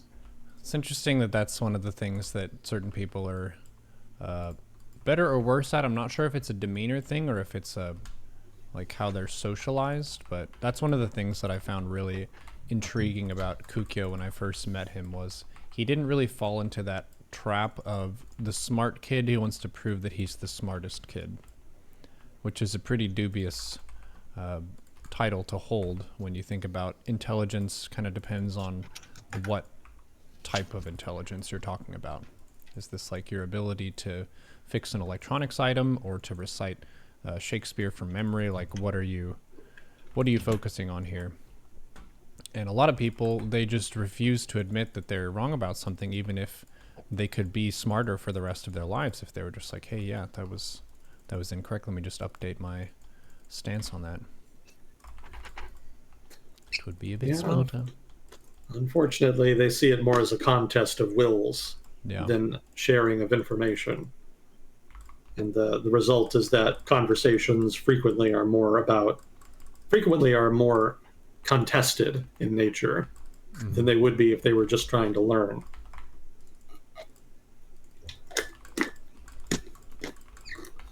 Yeah, other than that, I haven't heard anything new on that count. Cool. Well, we'll see if they basketball their way to convicting him of something. But I think he's still by far the front runner. I don't know what DeSantis keeps messing up on, but I thought that he was going to be a major contender for the Republican ticket, but it seems like he's losing favor as time goes by. Yeah, he's just kind of been bland. I mean, he's kind of going through the motions of populism. You know, he's kind of saying the right things and doing the right things. You know, there's been legislation in Florida to try to, remove books and, about protecting children, quote unquote. So, he's doing all the populist stuff, but he just doesn't have the charisma that Trump has. Mm-hmm. And it's really starting to hurt him. Like, he really needs to be able to establish a rapport with his constituents in order to try to get them excited about voting for him. But he really just hasn't been able to do that. He's just too bland. Mm-hmm. And the more, he goes out and campaigns, the more effort he puts into trying to sell his presidential candidacy, the worse things seem to get for him. Case in point, he tried to establish his foreign policy credentials by setting up a big meeting with some European envoys over in Europe. And, the meeting was held, he went there, he met them, but he just did not impress anybody. Like, he didn't really talk much. He didn't seem to have anything insightful to say. He didn't really assert himself or his policy preferences. He was just kind of there. He existed in the same space as European representatives, and then he left. Mm-hmm. So it really kind of left a bad taste in a lot of people's mouths, and it didn't really serve to really build his image at all. It really just kind of illustrated himself as being a bland, boring politician trying to take advantage of Trump-style populism without having any of the corresponding charisma, that really kind of fires that. So his polling has not been great as a result. I think he was like 10 to 20 points down last I checked. So unless somebody else can come along and kind of steal Trump's thunder, it looks like Trump definitely has the early advantage here. Yeah, it's making me think about how versatility as a politician is really important, because you can drum up your base, that's one thing, but then being able to talk to people who are not your base, like European diplomats, that's a very different scenario. So, yeah, you're going to need a pretty different toolkit when it comes to speaking to them in a way that they understand. So maybe he just doesn't have any confidence talking to them, so he just doesn't. I don't know what the deal is. Everybody was pretty surprised. They were expecting a stronger showing, and he just didn't have it. Mm-hmm. I think part of the problem may just be inexperience, because he's never been a national level politician, to my knowledge. He's always just been state level. Mm-hmm. His career has advanced pretty steadily. He's definitely gone from, relatively modest beginnings to being governor of Florida, a very important state. But it kind of feels like he needs to go through some more development. He's kind of still a minor league politician in a sense. Needs more seasoning before he can make it in the big leagues. Being a national level politician means you need to have some experience in something beyond just parochial state level domestic politics. And he just doesn't have that. Like, his background is as a lawyer. And, that's a pretty decent background for a politician. That's actually what I think most politicians in the United States do before they get into politics. But, he doesn't seem to have enough experience doing other things to be able to really know what to do or know what to say or to otherwise sell himself as being a quote unquote leader, which is a big part of what politics is about. It's not enough to be good at making decisions and governance. You've really got to be able to manage your image well. It is, in a sense, a popularity contest. And DeSantis doesn't seem the best at that aspect of the job.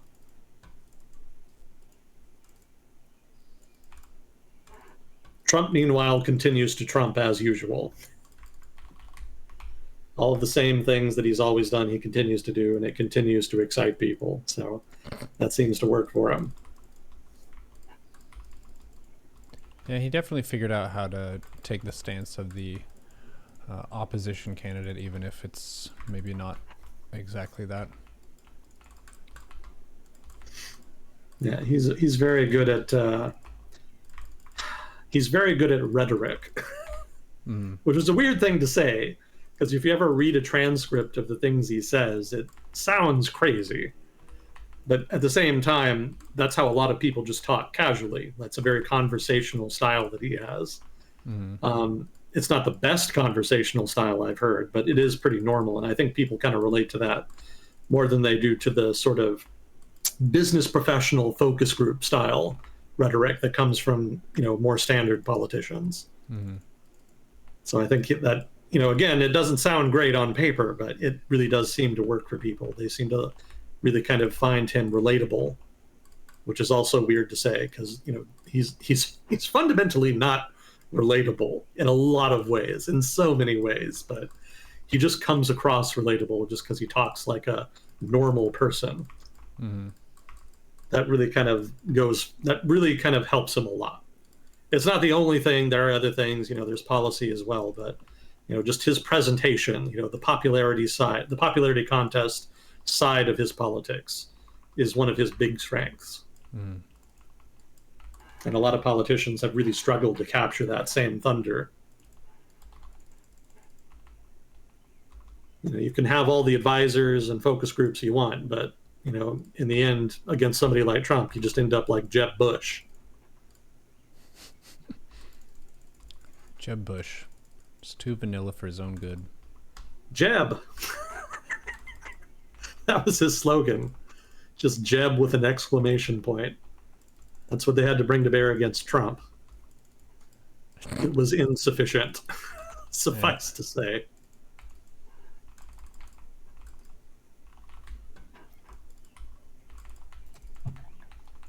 Please clap. Did they say that?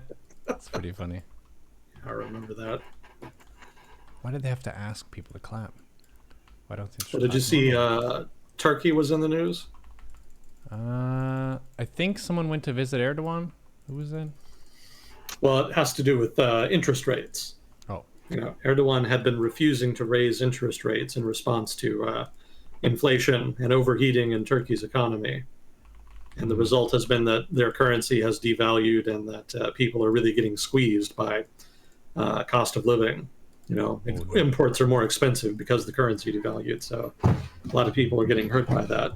And he'd been very stubborn about it. The orthodox approach to dealing with inflation like that is just to raise rates. And he just refused to do that. And the problem just kept getting worse as a result.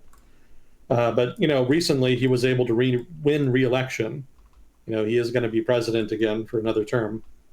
And a couple of days after it was basically confirmed, he did a complete, heel turn on interest rates. Now they're raising interest rates and by a pretty considerable amount. I think it was like 10 percentage points, something like that. It was a lot. So big rate hike. Markets were not impressed because markets actually think it needs to be much higher in order to get inflation in Turkey under control. But the fact he's doing it at all is a significant change. So it may be that Turkey's economy could be on the way to being somewhat less chaotic. It could be on the path back to something resembling monetary stability, which would probably be good for everybody. People in Turkey, the Turkish government, Europe in general, it would be good to have a stable, large regional economy in the world. We could use more right now. Things are not going great in the global economy. So that's good news overall. Remains to be seen if they'll keep it up or if it's sustained. But for now, at least, there is some good news as far as Middle Eastern economics.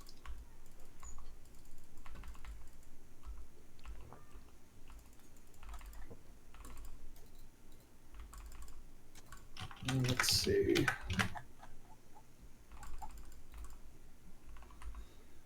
Well, we had some China competition stuff. Do you want to get into that? Sure.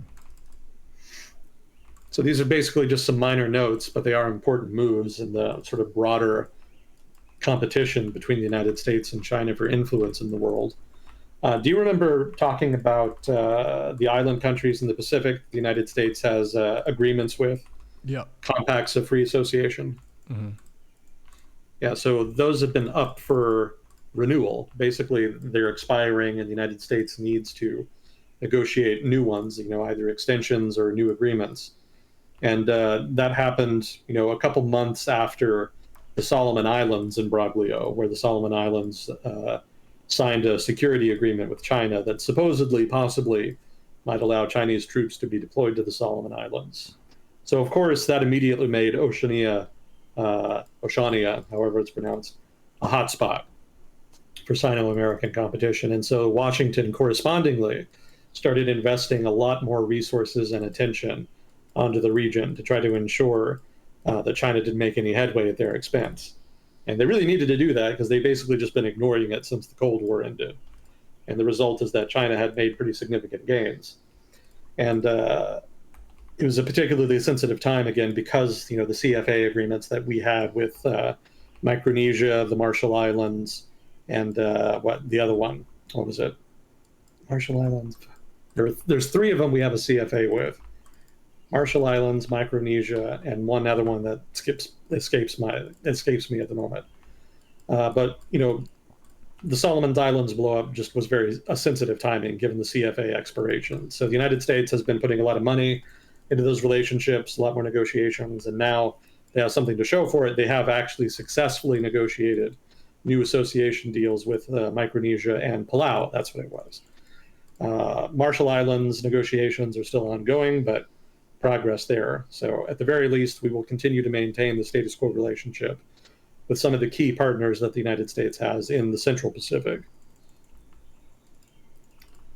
Let's see, there was also a meeting in Singapore. This was earlier this month, between representatives of China and representatives of the West, Europe and the United States. Specifically, it involved defense ministers and intelligence chiefs.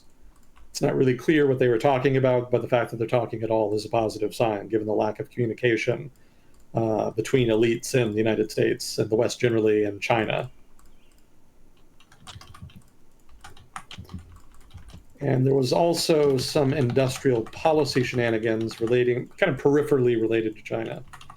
A lot of industrial policy that's happening now is basically China related to some degree. Some of that is just an excuse to do stuff people wanted to do anyway, but to a degree, China is a nominal justification in many cases.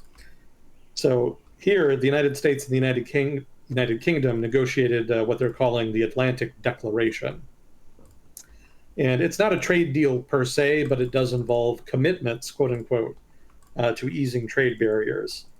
And specifically, the United Kingdom is going to get access to benefits that accrue to electric vehicle producers and other environmental producers under the terms of what's called the Inflation Reduction Act, which was not really anything to do with inflation, but rather was a green industrial policy bill that assigned a significant sum of money towards green industrial policy, however you want to define that. Basically, subsidies, tax breaks, et cetera, other incentives for companies to set up greener energy producing, power generating plants and whatnot. And part of the bill is that consumers in the United States will get subsidized for consumption of electric vehicles. So they'll get some money from the government to help them pay for electric vehicles. And that would set off a lot of alarm bells amongst allies of the United States, especially those with automotive industries, because that would have the fact that consumers are going to get that subsidy is going to make give American producers of electric vehicles a big advantage on the market over foreign rivals. And so foreign allies of the United States, specifically the European Union and Japan, have been asking for exemptions. Basically, they want to ask for the law to be modified, or for the presidency to basically issue executive orders that are going to have the same effect, to make sure that foreign firms and allied countries can have their products receive those same subsidies. Basically, the subsidies will also apply to electric vehicles from Europe and Japan. So there's been a lot of lobbying to that effect. The European Union was able to get that concession from the United States. But the United Kingdom is not part of the European Union anymore, so they had to make their own agreement. So that's part of what this Atlantic Declaration is about. They want to try to make sure that any British electric vehicle producers will be able to receive the same subsidies that American and European producers are going to get under the Inflation Reduction Act. So another part of the Atlantic Declaration is that the US and UK are going to work together on what they're calling some kind of new critical minerals agreement. And basically this kind of ties into the electric vehicle thing to a degree. They're basically just trying to develop sources of critical minerals relevant to the production of electric vehicles and other green technologies, so that they can be self-sufficient and not dependent on Chinese produced and refined critical minerals. As we mentioned last time, China has a monopoly, or at least a near monopoly, on the refining of rare earths materials, which are critical to the production of modern green technologies. So the agreement here between the US and the UK partly is intended to address that. Also, more broadly speaking, they're going to try to cooperate more in terms of defense industry ties. This has been a push that I've seen amongst the Anglo-Saxon countries, the US, the UK, Canada, Australia, New Zealand. There's been a big push, well, a relatively big push diplomatically, to try to integrate their respective defense industrial bases. Historically, they've been separate. Having your own defense industrial base was kind of seen as an important part of being an independent sovereign country. So, even if there was cooperation, they didn't really fuse them together to any significant degree. But now there's a perception that in order for modern defense industrial bases, especially in smaller countries, to really remain competitive, they need to cooperate a lot more with the larger defense industrial bases. So here, smaller bases in the UK, Australia in particular, to a lesser degree, New Zealand and Canada, are trying to fuse together the defense industrial bases with the United States so they can try to remain competitive, take advantage of economies of scale, and also take advantage of cooperation on research and development of new technologies, since there are economies to be enjoyed there in terms of cooperation.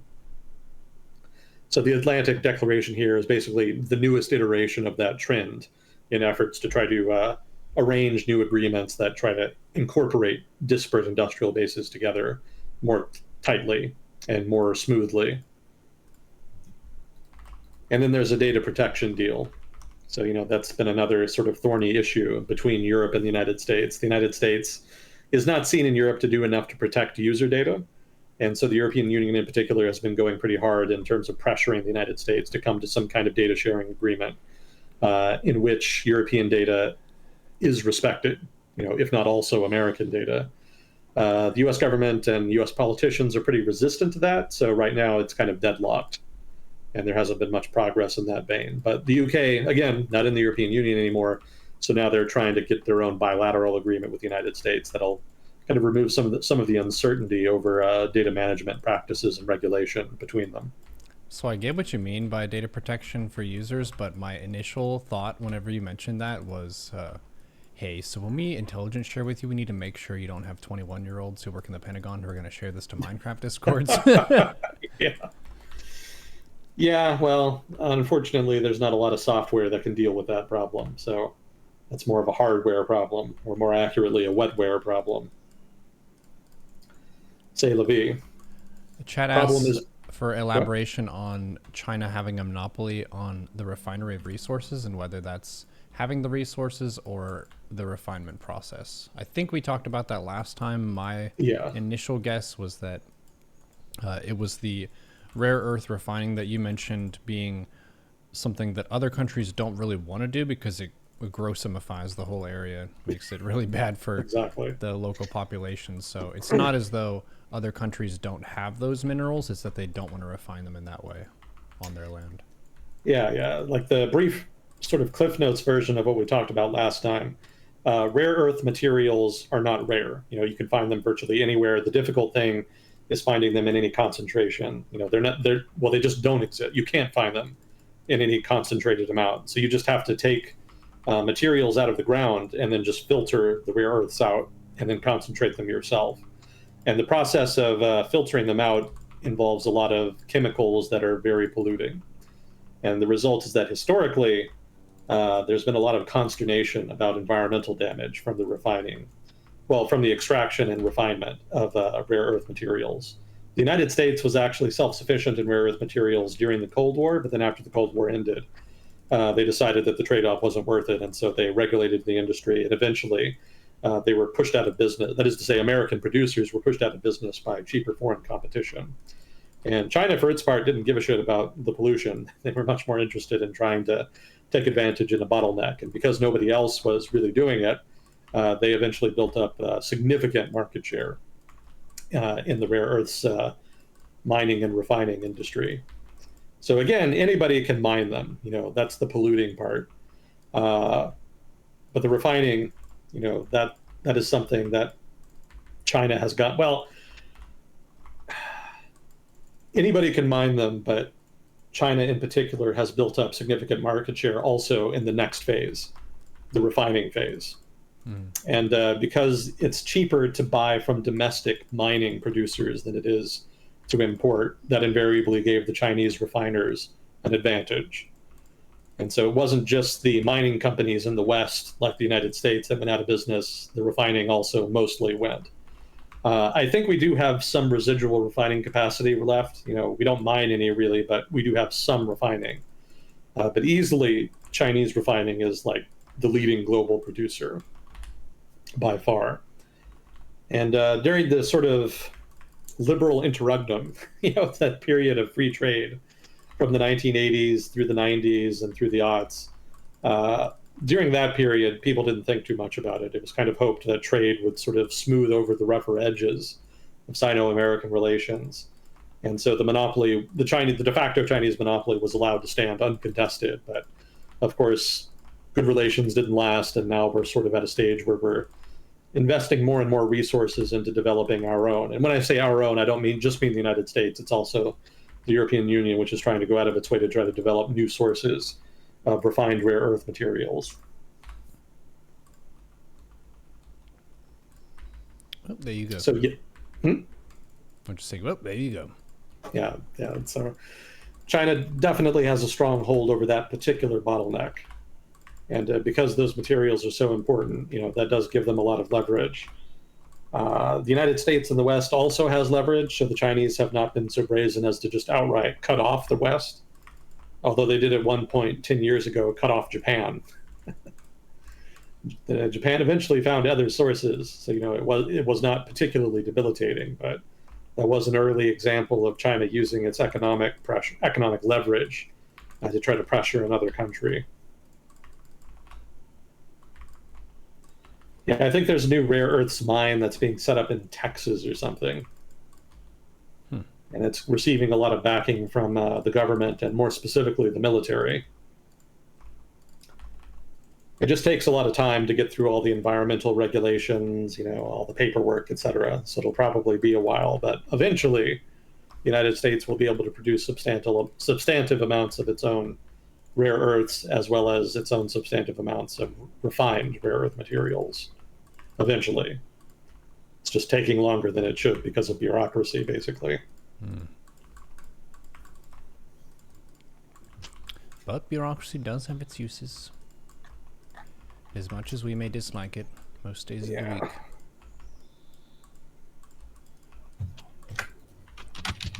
We doing okay on time? Yeah, got about another half hour to 45. Gotcha.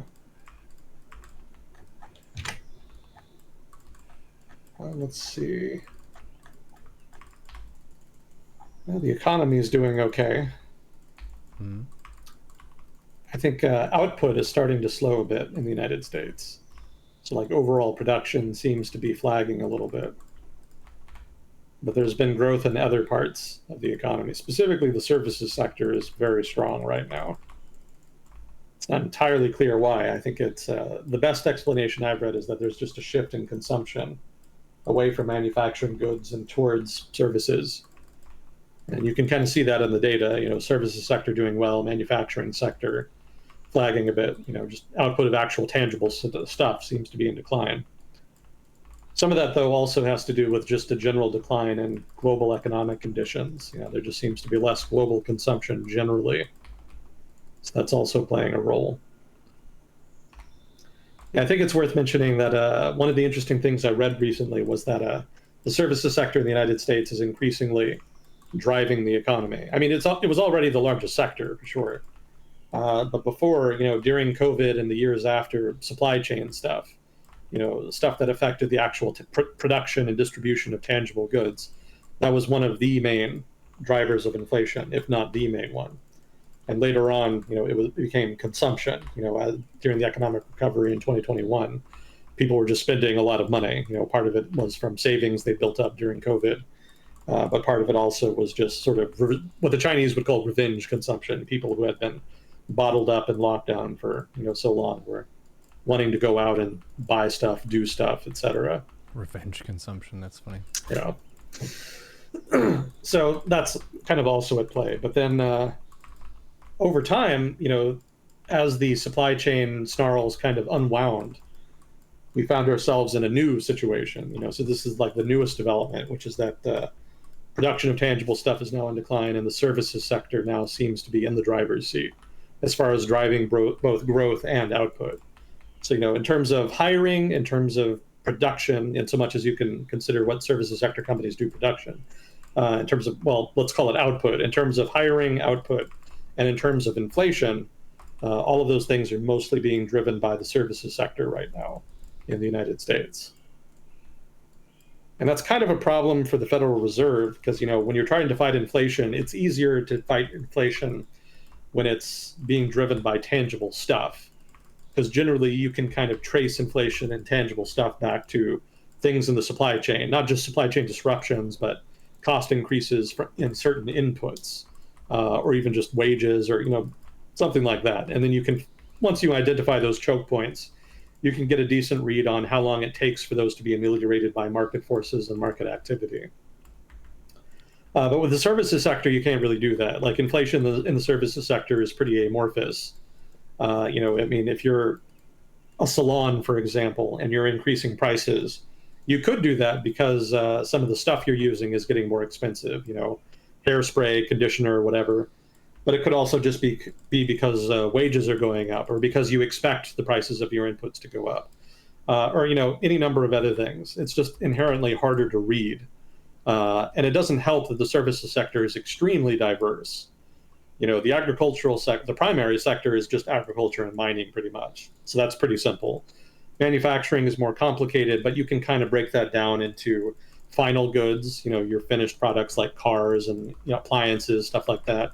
Intermediate goods like the parts that you use to make that stuff. And then your basic inputs, some of the raw materials or maybe some of the most basic components that go into production. So that's also relatively simple to understand. But the services sector encompasses a very, very broad range of economic activity, very little of which has very much in common with each other. And it makes it inherently difficult to trace inflation in the services sector to any one thing. And, in so much as people have been able to track it in data, it's been just random stuff, basically. Housing, for example, especially rental prices have been going up. Cars in the secondary market, used cars, those have been going up. So just like weird shit like that. And you never entirely know where it's going to pop up. It's kind of all over the place right now. So if you're the Federal Reserve and you see that, that's a problem. Because the difficulty in interpreting makes it hard for you to judge how successful the interest rate hikes that they've been implementing have been at impugning inflation, such as it is recently. Yeah, they actually did not do a rate hike most recently. They actually decided to just pause the rate hikes for this quarter. And so that was seen as almost a concession to a degree. Partly, though, it was more likely recognition that the banking issues that we had earlier this year were going to weigh on lending regardless. So they probably figured they'd let that work its way through the system and see what happened with inflation. As is, inflation has not really slowed down a whole lot. It is slowing to a degree, but not nearly enough, and not to the degree that they would like. So they'll pause for now, but I think the expectation is that they're going to continue rate hikes for the foreseeable future. Probably starting again with the next quarter, and then further beyond that, as much as necessary to get inflation under control. I would point out, too, that another problem with the services sector is that it's particularly sensitive. That is to say, inflation in the services sector is particularly sensitive to wages. And there has been substantive increases in wages over the past couple of years. It doesn't always feel like it, but in the data, wages have been going up.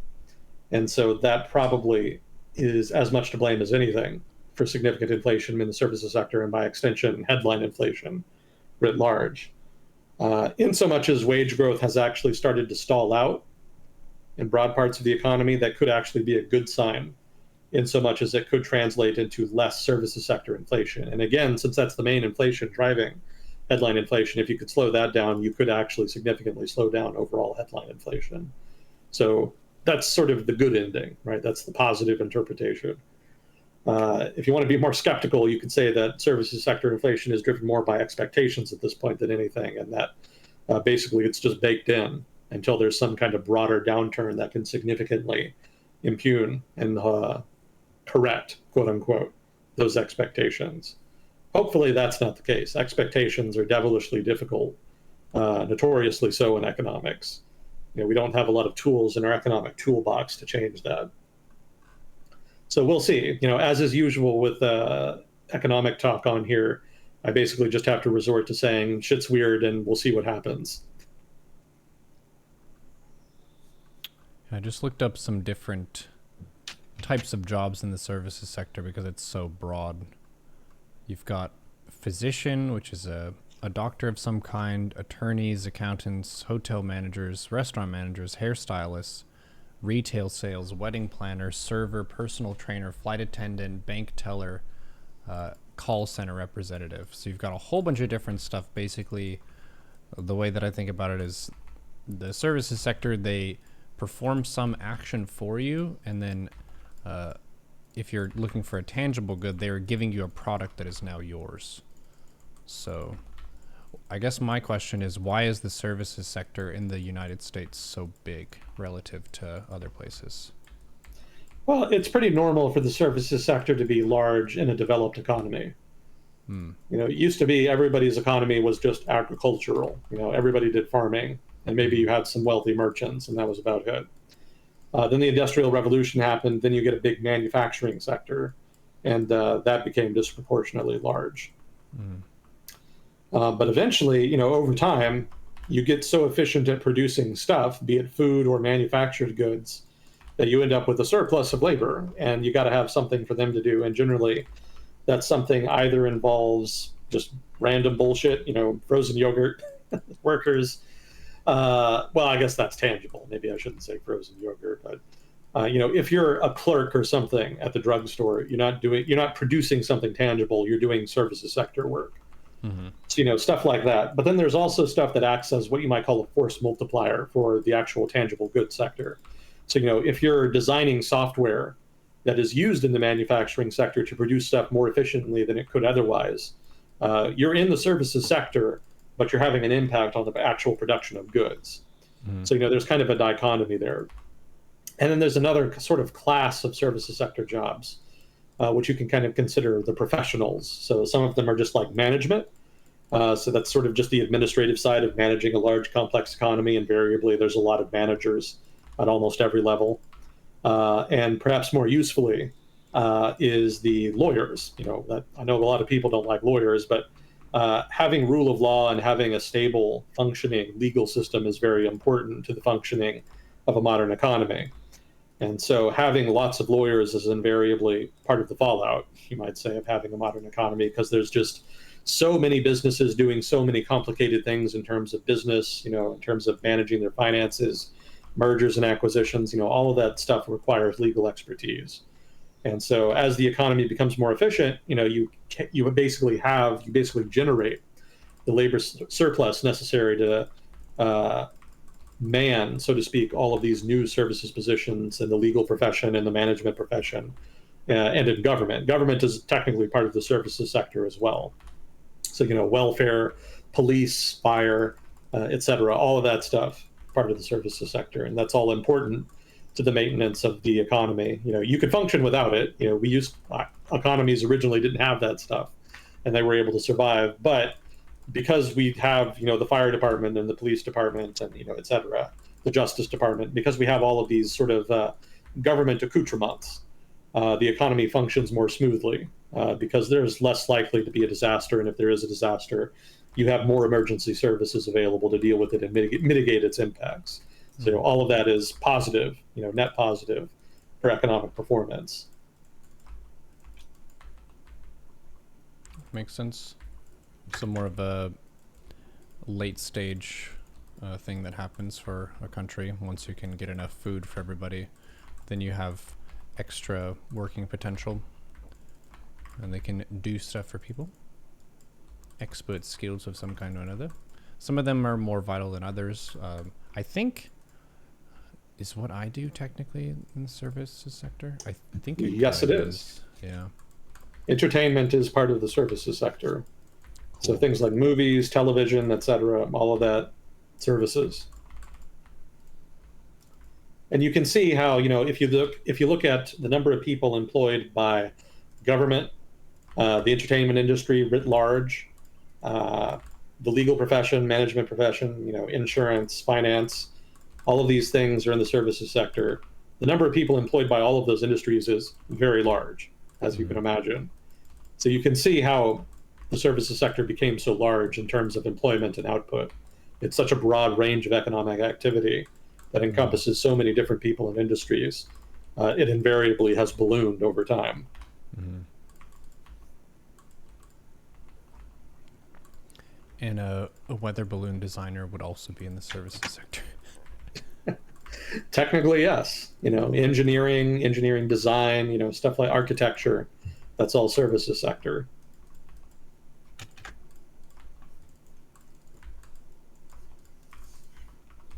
Yeah, the services sector, and more specifically creative industries, not just in entertainment, but in terms of things like product design and product management, marketing, financing, stuff like that is a comparative advantage for the United States economy. And, for better or worse, we basically outsourced a lot of the tougher, dirtier manufacturing work to other countries. But even though we did that, a lot of the products that are being built in those overseas factories are still actually designed and managed here in the United States by American firms. Other countries are kind of catching up in terms of their ability to generate their own intellectual property, their own designs, their own marketing and whatnot. But as of now, the United States and Europe and Japan still very much lead in those categories.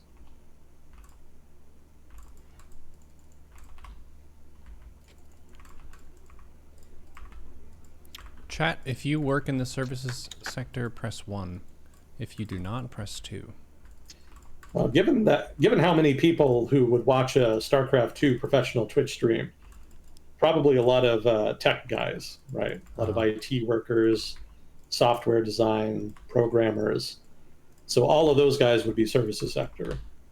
So probably a disproportionately large, probably the vast majority of your audience would probably be services sector, I would guess. Keep in mind things like garbage collector, sewage, construction, well, not construction, but sewage, stuff like that, that's also services sector. So government in general is part of the services sector, unless you live in a country where the government literally owns factories and produces stuff. Then pretty much all government services of one kind or another qualify as part of the services sector.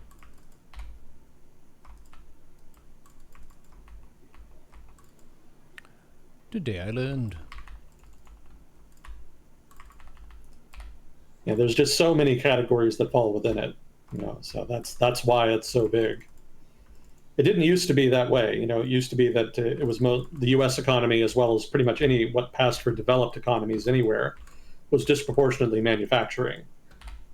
That's what marked a developed economy. You had lots of factories and they were producing lots of stuff.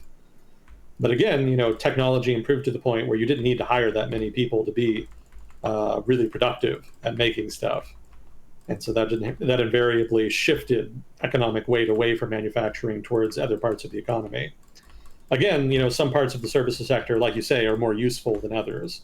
Not everybody is programming more efficient machines that could be more productive producers of tangible stuff. Some people, again, are just, doing porn or whatever. All of that is services sector as well, which, maybe it has some kind of peripheral multiplier effect on the economy, but for the most part, probably not a big effect. Well, if I can use some of my own personal rationale for the value of entertainment, I think the world is a happier place with various kinds of entertainment, that being one of them. Sure. No doubt. It has value. They wouldn't be making money if it didn't have value. Yeah.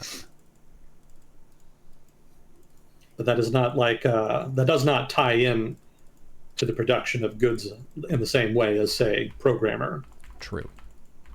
Although, to be fair, not every programmer is doing stuff in that vein either. If you're just if you're just like a web developer, for example, if you design web pages for people so that they can sell their knitted goods or whatever online, that's not as, say, tied into the overall manufacturing sector. Or maybe knitted goods aren't the best example. That is technically a tangible good, but something else, like if you're selling, I don't know, if you're like a nutritionist, maybe. That's not really that tangible. That would technically fall under the services sector.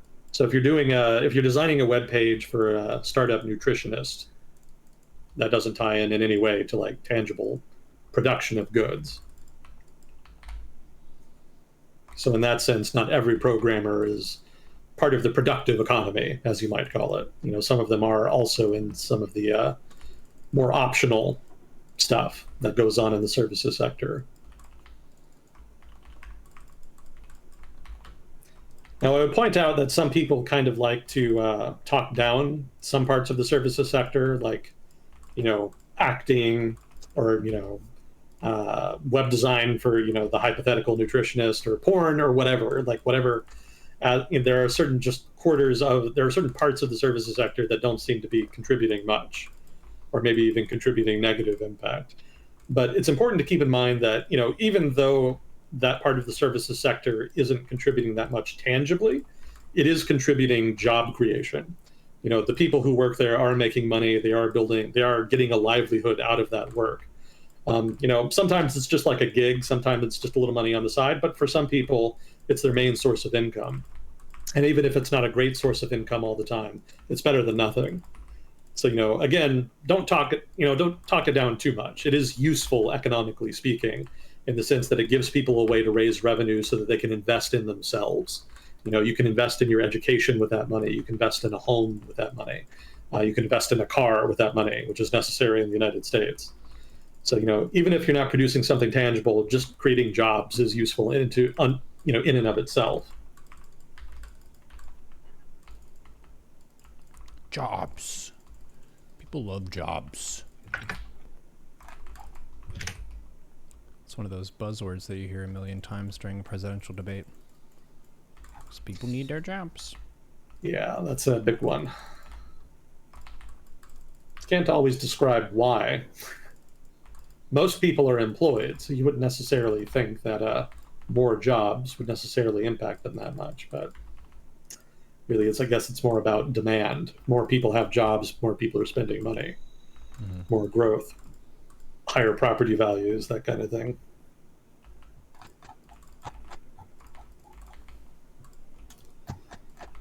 Well, let's see. Did we have any more questions? I don't think we got any new ones.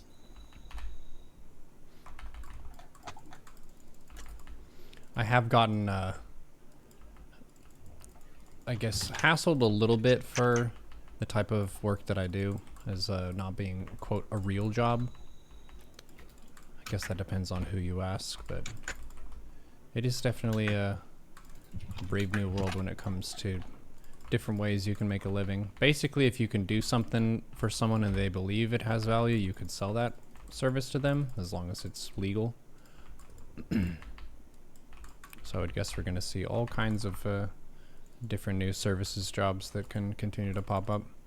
It's interesting to think about some of the ones that are more or less timeless, like hairstylist is probably something that has existed before agriculture fully took off, but not in the sense that someone could fully focus on that. It was one of those things where before we had a surplus of energy, basically everyone had to contribute to the process of farming or hunting and gathering. So just figuring that out and how we can effectively use our skills and energy to continue to add value to each other's lives, pretty interesting. Yeah, modern economies are pretty amazing when you actually dig into the details. They seem pretty mundane because we kind of grow up with them, we grow up inside of them, and we take them for granted. But, I don't have to grow my own food. I don't have to build my own cars.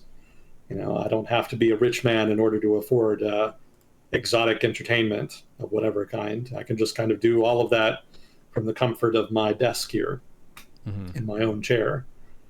All of that is eminently affordable and obtainable, even for somebody of limited means. And the fact that we can do that at all is pretty remarkable. Mm-hmm.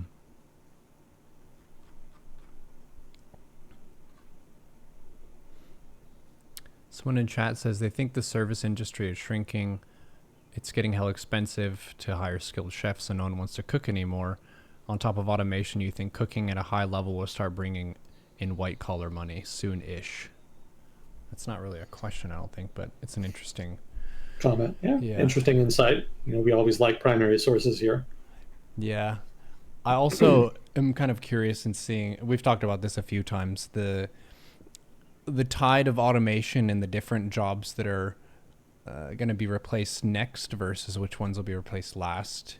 And a couple episodes ago, we talked about the AI Twitch streams that exist and how long real fleshy human streamers are going to be in demand versus watching AI entertain people. I think currently the flights that we take are very heavily automated and just run on autopilot, but the pilots that we have are able to manually control the planes if they have to. So I would guess a whole bunch of jobs will still end up putting a human there just to post and make sure nothing goes wrong. Yeah, they already do that, actually. They don't have AI flying the planes, but fly-by-wire is a very real thing, right? That's the system of autopilot on planes by which they basically fly themselves from checkpoint to checkpoint. Mm-hmm. So it's not unusual for airline pilots to not have much to do during flights, especially when there's not a lot of erratic weather or whatever.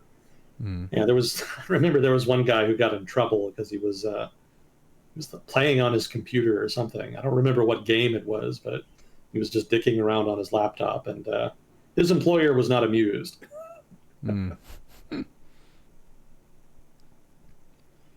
Yeah, there's always going to be a human in there. There's probably going to be laws about that eventually, where they require some kind of human operator to be present in heavy machinery, specifically heavy vehicles, just in case there's some kind of mechanical failure on board.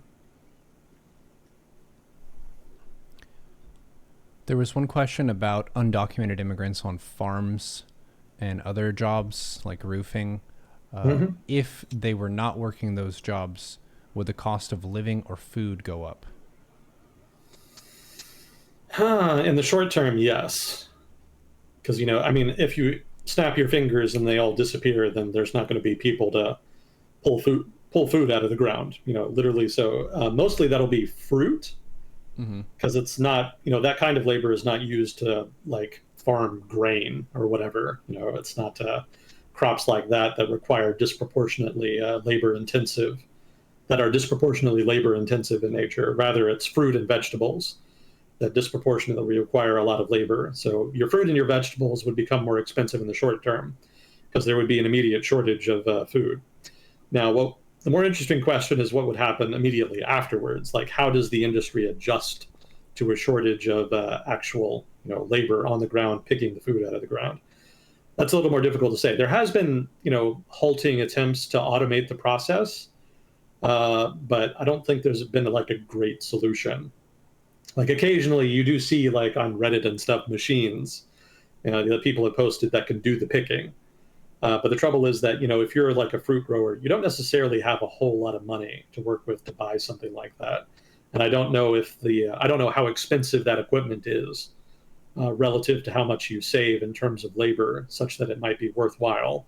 It could just be prohibitively expensive. But hypothetically, if there were just a massive shortage of labor, they would have virtually no choice but to shift to some kind of more capital intensive approach to the problem. So presumably there would be more machinery that they would use. But it could also be that a lot of people just leave the market altogether. And maybe that they think that there's better things that they could be using their time and capital on, things for which there's a higher rate of return. Or maybe that they switch crops, basically switch to something that doesn't require as much labor to produce on their land. So in that sense, you could actually see a structural increase in prices for certain foodstuffs, specifically, again, fruit and vegetables. So that would be the medium-term impact. I'm not familiar enough with the specific economics of farming, and agriculture around fruit and veg to know just like which effect would be larger, whether there would be enough money that could be made from after switching to capital intensive production to make that worthwhile, or maybe it just makes more sense to pull out and put your money in a different kind of production, or maybe just leave agriculture altogether. So that's the medium term impact one way or the other. The long term impact, if prices do experience a structural increase, is going to be just more imports, because invariably, other countries are not going to do that. There's, especially in developing countries, there's a structural labor glut. I mean, there's a structural comparative advantage in the supply of labor, let's put it like that.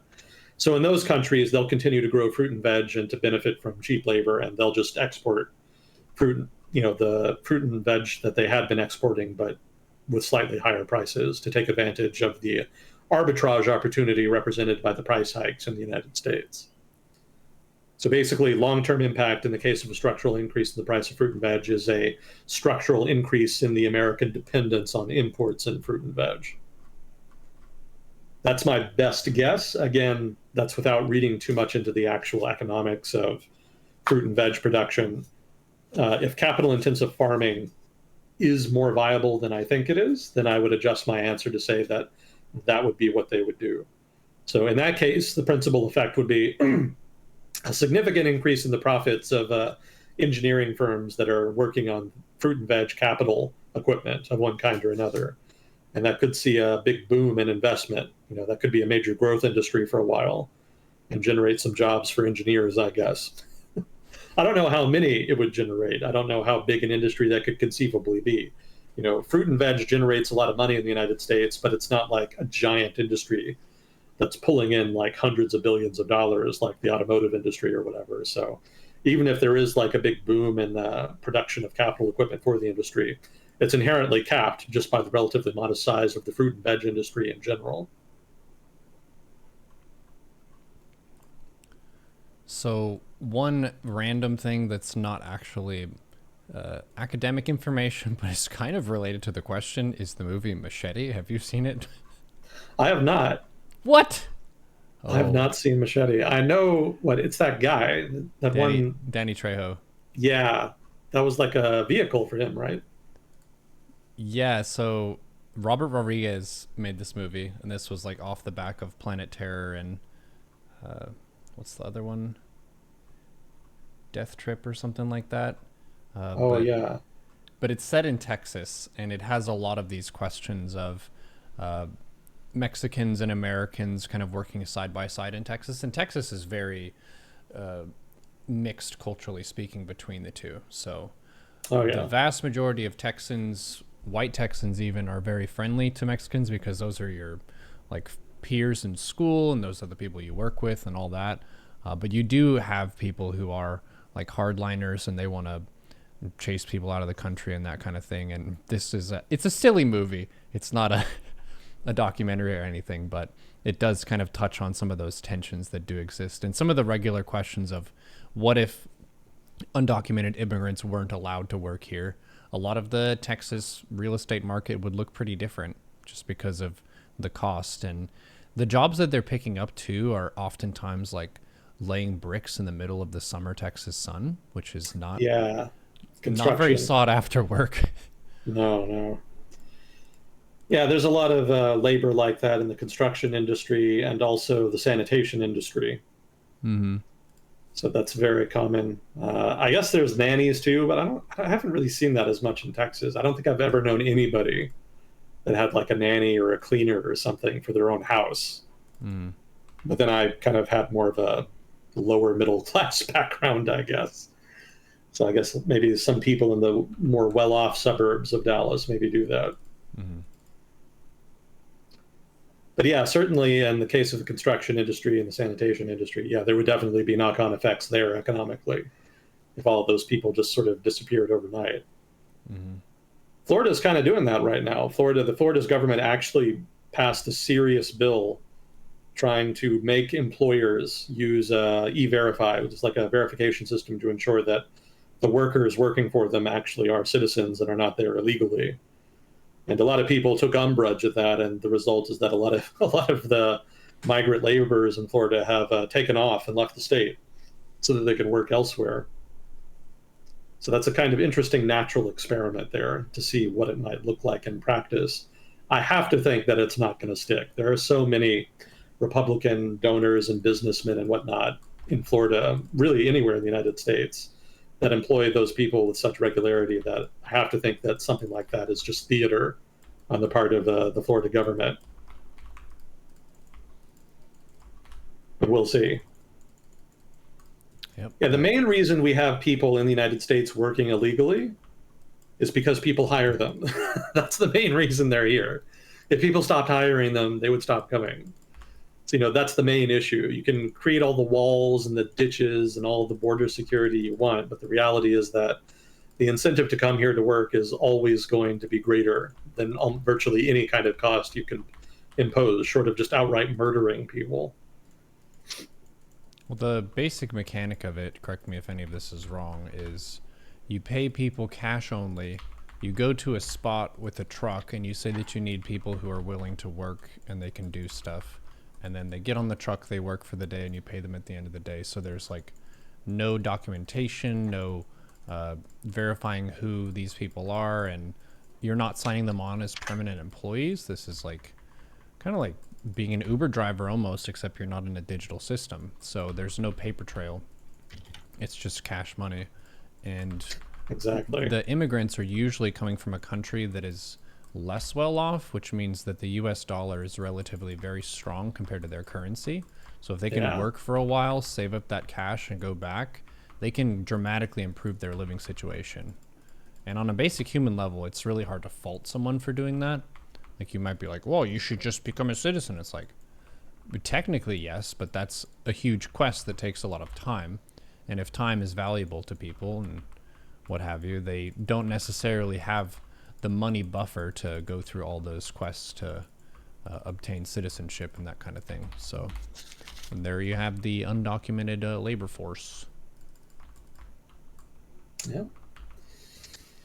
Yeah, that's kind of where we are right now.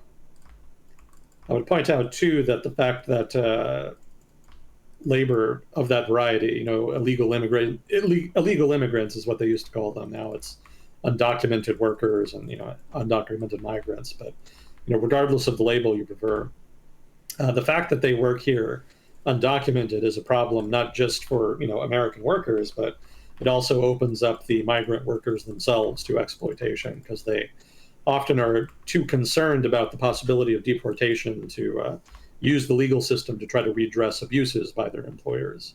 True. And so that often puts them in a very awkward position.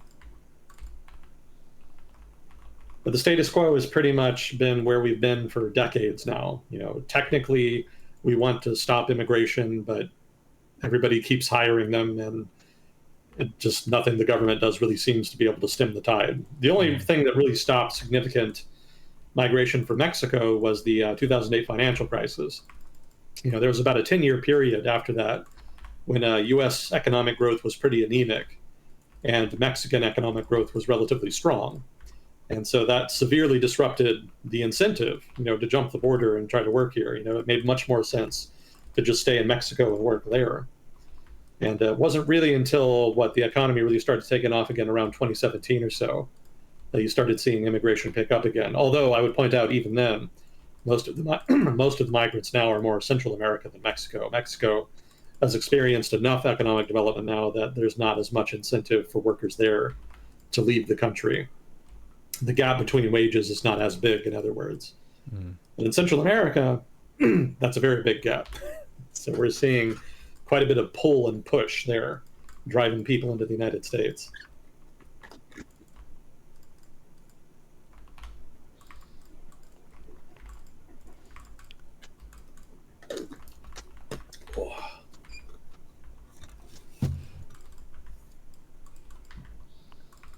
We've got about another 10 to 15 left. I don't know if you wanted to check flags or if there were any funny things that happened. Maybe not funny, but definitely some weird shit.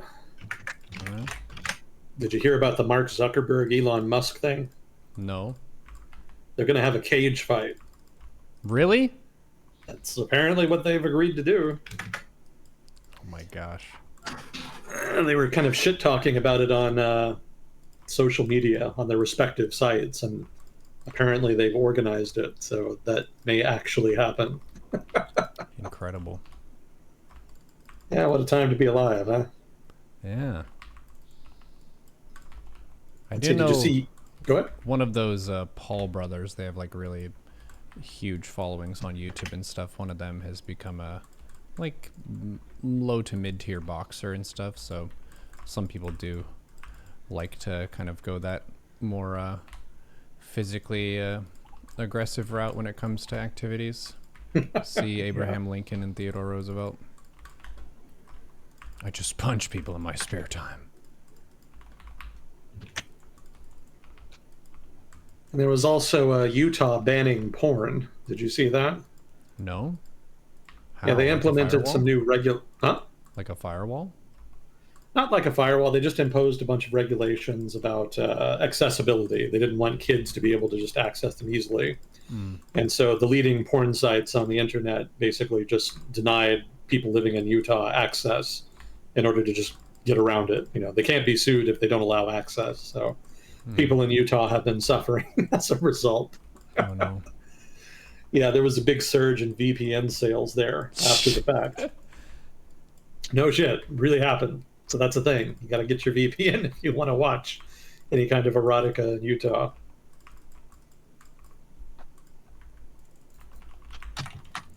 It ties into a similar question that I think a lot of millennials, such as myself, have considered. Whenever you see a kid with a smartphone, it really makes you think of like, what would my youth have been like if I had a smartphone when I was a young teenager? Because I don't think smartphones really kicked in for us until we were in our like early 20s. Is when we had the early iPhones and Blackberries and stuff. Maybe late teens. Yeah, well, smartphones are like circa 2010, so like 2008 onward, pretty much. But I remember things like pads being a thing. Tablets, I guess they were called. They were a thing a little bit earlier, more like 2005, 2006. BlackBerry is much, much earlier than that. I remember those back when I was in high school in the early aughts. But yeah, I know what you mean. Having smartphones is definitely a different experience than growing up without them. And I don't really know. I lack the wisdom to know what the differences would have been in terms of outcomes. Yeah. One of the interesting questions is, how do you find a sense of self-worth and belonging to social groups and whatnot, and how we had MySpace and stuff like that, which is fairly similar, but it makes it pretty interesting how the brain develops and how people can cultivate either a sense of belonging or to feel a sense of exclusion depending on their social media presence, which is totally new on an evolutionary time scale in terms of how you would basically demonstrate your value to the group, because the group size has changed. I think that's the biggest factor with globalization. Used to be just you and your local tribe, and your standing there was among anywhere from a dozen to a couple hundred people or something, depending on how busy your area was. But now we have access to the entirety of the internet, so people are measuring themselves up against like everyone on the planet, which can be pretty unhealthy in some ways. So I can see that we'll probably go through a pretty major pass of regulations over time as we come to understand the effects of heavy social media use and social media use on the youth and things like that. It reminds me a decent bit of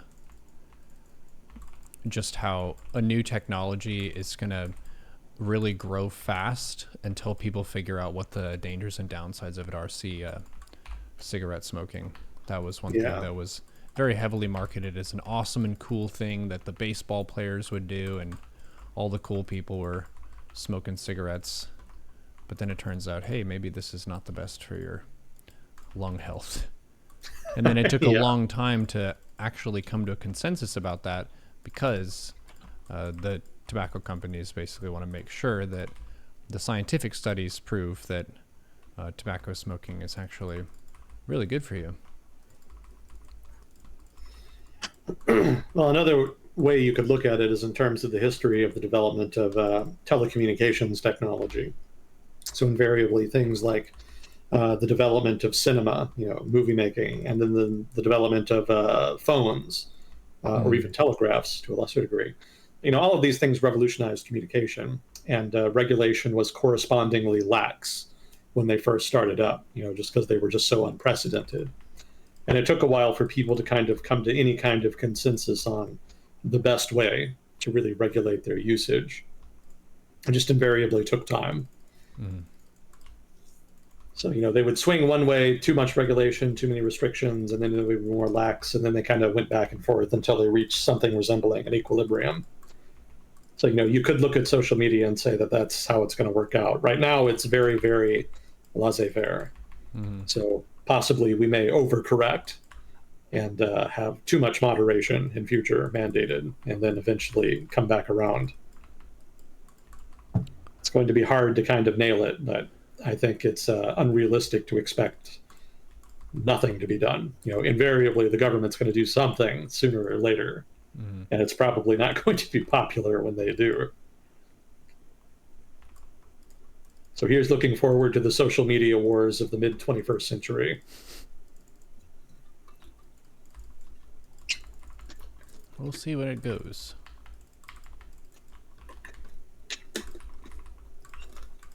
I watched Into the Spider-Verse, or Across the Spider-Verse, the new one. How is that? It's very good. It's animated, same art style as the previous one, I would say, overall.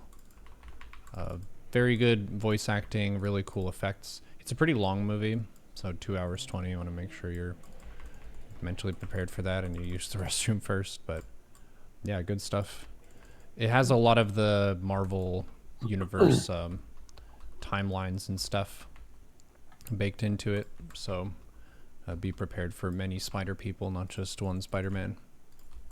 Yeah, I had a good time. I think it's a more fresh format for superhero stuff. I know some people have superhero content fatigue. They just see so much of it because it pushes a lot of buttons. It's kind of similar to just shonen genre anime, where you've got a character that needs to fight a sequence of increasingly difficult battles over time, and that's gonna basically show the character develop over time, and it just creates a really simple format for a solid plot for stuff. But when people have seen that format too many times, it can seem kind of drab and repetitive. I watched a show, we were talking about anime here a couple weeks ago, Hunter x Hunter, I think you mentioned. That one is a pretty good show overall, but they do get into the power-up trope to fight the next boss a few too many times. I think they could cut maybe one of the arcs, or like 40 episodes, and it would be a really, really good show that was a little bit tighter in focus, because the characters are fine. It's just kind of going on that hamster wheel of, we went into a new zone. Oh my gosh, the enemies in this zone are so difficult. We need to train more. Goes to train more. Wow, we were just barely able to overcome this. That's awesome. You kind of rinse and repeat that. We've got decades and decades of content. Yeah, our one of our mutual Chinese friends used to really like that. Mm-hmm. Mysterious Dragon Lady Y. She Yeah. really enjoyed that show. Yeah, I really like the main characters in it. I think having compelling characters in a show is one of the most important parts of enjoying it for me. There's certain shows that just hard miss because they don't really have enjoyable characters. One of the funny ones that I saw on Friday, I had a movie date with Trisha just on Discord, and we were like, "What are the best romantic comedy movies?" Because like we're dating, and it's interesting to see like what of these movies resonates with you as a couple.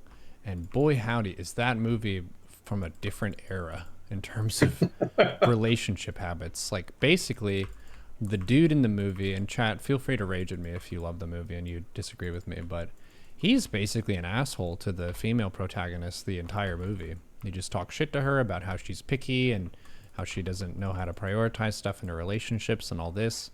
And he also like gaslights her somewhat, where he uh, lies about what's happened, and he jokes about cheating on her the first time they hang out and stuff when he was clearly just making out with his partner at the time. It's just super weird stuff that I think anyone with a more modern lens of healthy relationship habits would watch that movie and just be like, what the fuck? But it's the top rated romantic comedy for a lot of people. We went to multiple websites and they put it as the number one, which is pretty crazy. But yeah, times do change. And this is a movie from, I think, 1989. So it's What not was it called again? When Harry Met Sally. Oh, okay. I've heard of it, but I haven't seen it. Yeah, it's Billy Crystal's character. He's witty. He's like mean witty, where he can, in a clever way, talk mad shit about people. But he doesn't really have redeeming character qualities. He doesn't really have a character arc where he improves and fixes the stuff of his that was like kind of messed up. So don't know about that one, but that is a movie. Maybe some of you have watched it. Negging, yes, basically that.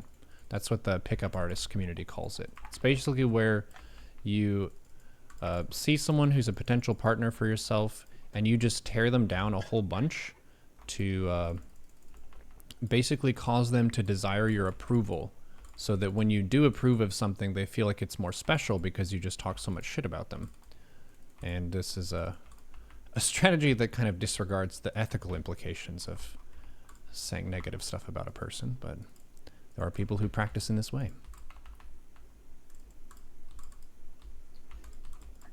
Yeah, I haven't been too keen on romantic comedies over the course of my life, but I did like. I think the only ones I really liked are the ones with Katharine Hepburn and Spencer Tracy.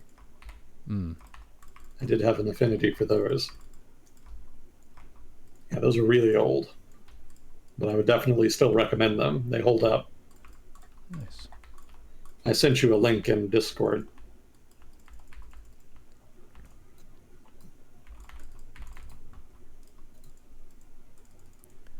Having a battle real quick against our lovely map hacker from earlier. You know, it really does show you the value of intelligence. Like, to know what your enemy is doing at all times. That's such an edge. It helps. Yeah, it does It's got to help. Now you know how it feels to go to war against the United States. Yeah. Oh yeah, Real these are world map hackers. 1942 to 1967. Old school Oh stuff. yeah. That's. I think I've seen half of those. I can't vouch for all of them, but the ones I have seen have been pretty consistently good. Mm-hmm. And I think Adam's Rib was one of the ones I really got a kick out of, in particular. Adam's rib is in the Bible. Yeah, same reference, but that particular movie is they're both lawyers, and they end up on opposite sides of a case that has to do with a woman murdering her husband because he was cheating on her.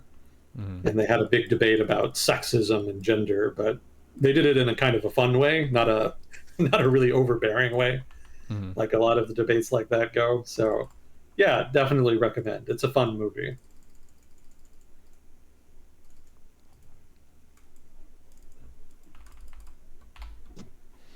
Well, I noticed we had a couple of Chileans in the flags, or at least people in Chile. I guess they could come from anywhere. I actually had an item on Chile, so they're gonna work on the Constitution again. Is that what it was? Let me see if I can find the entry here. No. Chile. Yeah. That's what it was. They're having another constitutional convention.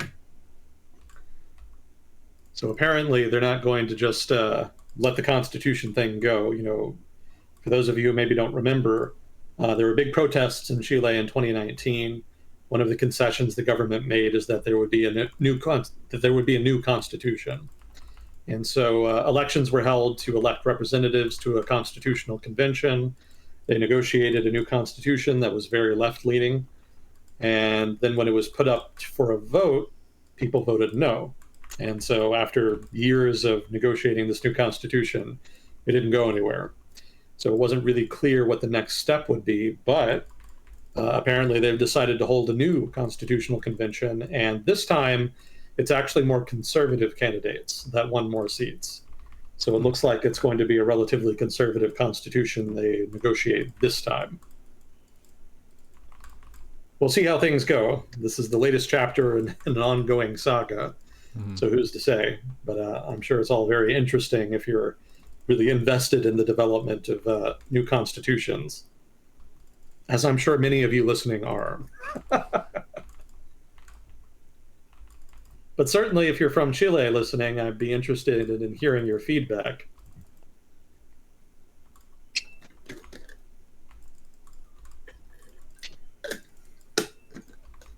I've been a little preoccupied with all of the shenanigans in the United States and Europe, so Latin America hasn't been getting as much attention from me as lately. So I'd certainly be interested in feedback. Yep, but if anyone has any first-hand accounts of things that are going on, feel free to share. I saw we did have at least one viewer from Russia earlier. Oh, cool. How much did they bitch me out? Well, they did say something interesting that I hadn't heard of before, which is that the Russian army is 50 times that of Ukraine, and they could have won in one day, but they didn't for some unknown reason, and we're not being told everything. I don't think it's true that it's 50 times as large. I mean, the Russia's standing army hasn't been kept all that big. They've been trying to shift to a leaner model that was not nearly as dependent on large numbers of infantry. That went about as well as the other modernization efforts over the past 10 years, i.e., not well. But even so, they didn't have like a huge standing army like they used to back during the Cold War. So yeah, it's definitely bigger than Ukraine's military, but it's not all that much bigger. Certainly the potential is there for it to be much bigger, just given the manpower advantage that Russia has. Hypothetically, they could mobilize every man between ages 20 and 50. And in doing so, they would be able to field a significantly larger army than Ukraine could ever hope to field. But that's not really feasible right now. Even if they could get all those people into the army, you still have to feed them, clothe them, arm them. And that seems to be beyond the administrative capacity of the Russian state at the moment. They struggled mightily just with the first mobilization, and that was only, 100,000, 200,000, whatever it was. That took the better part of a year, and it really stretched the logistics of the Russian military to the breaking point. So I don't know that they would be able to mobilize like millions and millions and millions of men in anything resembling a short time frame, and even if they did, I doubt they would have the resources to fully equip them.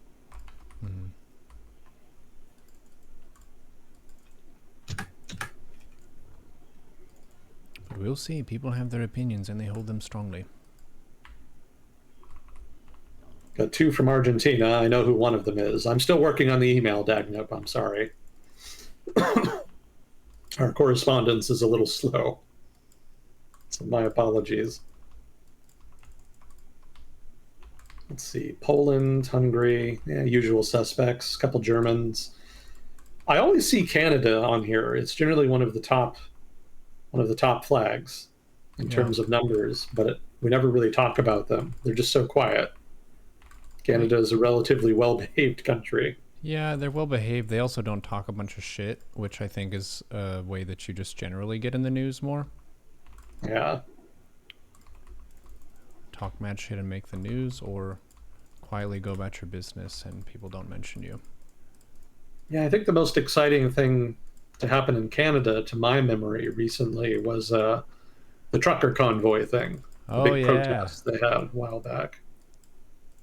I think that was about COVID restrictions, right? Yeah, yeah, it was.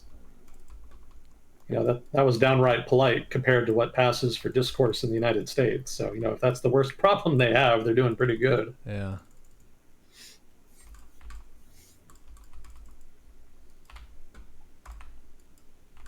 Got one from Portugal. I have no idea what is happening in Portugal. That's another country that just very rarely makes the news. I think there was like major flooding a couple months ago, maybe last year, something like that. Mm-hmm. Other than that, I haven't heard anything about them. Sweden was in the news today. They had what was it? It was like a fatality at a theme park. I saw that in the news earlier today. How did that happen? It's not entirely clear. Apparently, something happened with the track. Mm-hmm. The article I read was not like super detailed as to what exactly happened. They were a little fuzzy on the details, so I'm not entirely sure just what kind of mechanical failure occurred. I just know that people apparently fell out of the ride, out of the car that the ride car that they were in, whatever they're called.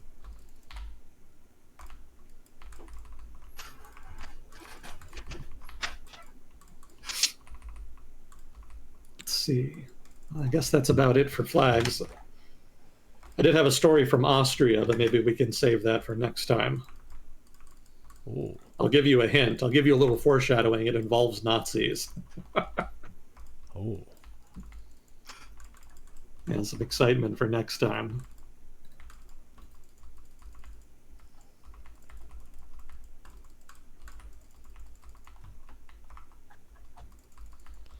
No Turkish lira discussion? Who's lira? We talked about the interest rate hikes earlier. Mm. Yeah, now that the interest rates are going up, that should alleviate pressure on the currency there, the lira. Mm. So hypothetically, the currency should start to regain its value. So you should see less inflation in Turkey correspondingly. Now, like I said earlier, markets have not responded entirely positively because the general consensus is that the rate hikes need to be even higher in order to really change course, in order to really restore the currency to something resembling a stable footing, if not also inflation in the broader economy. So there's probably going to have to be further rate hikes before markets are actually confident enough in the Turkish government and its credibility as far as dealing with this issue before you see tangible changes to the lira and to Turkish economic performance. So we'll see.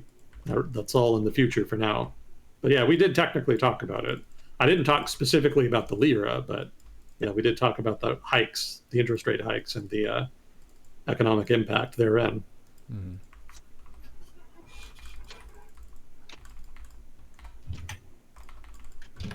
Oh, are you in game? Yeah. So okay.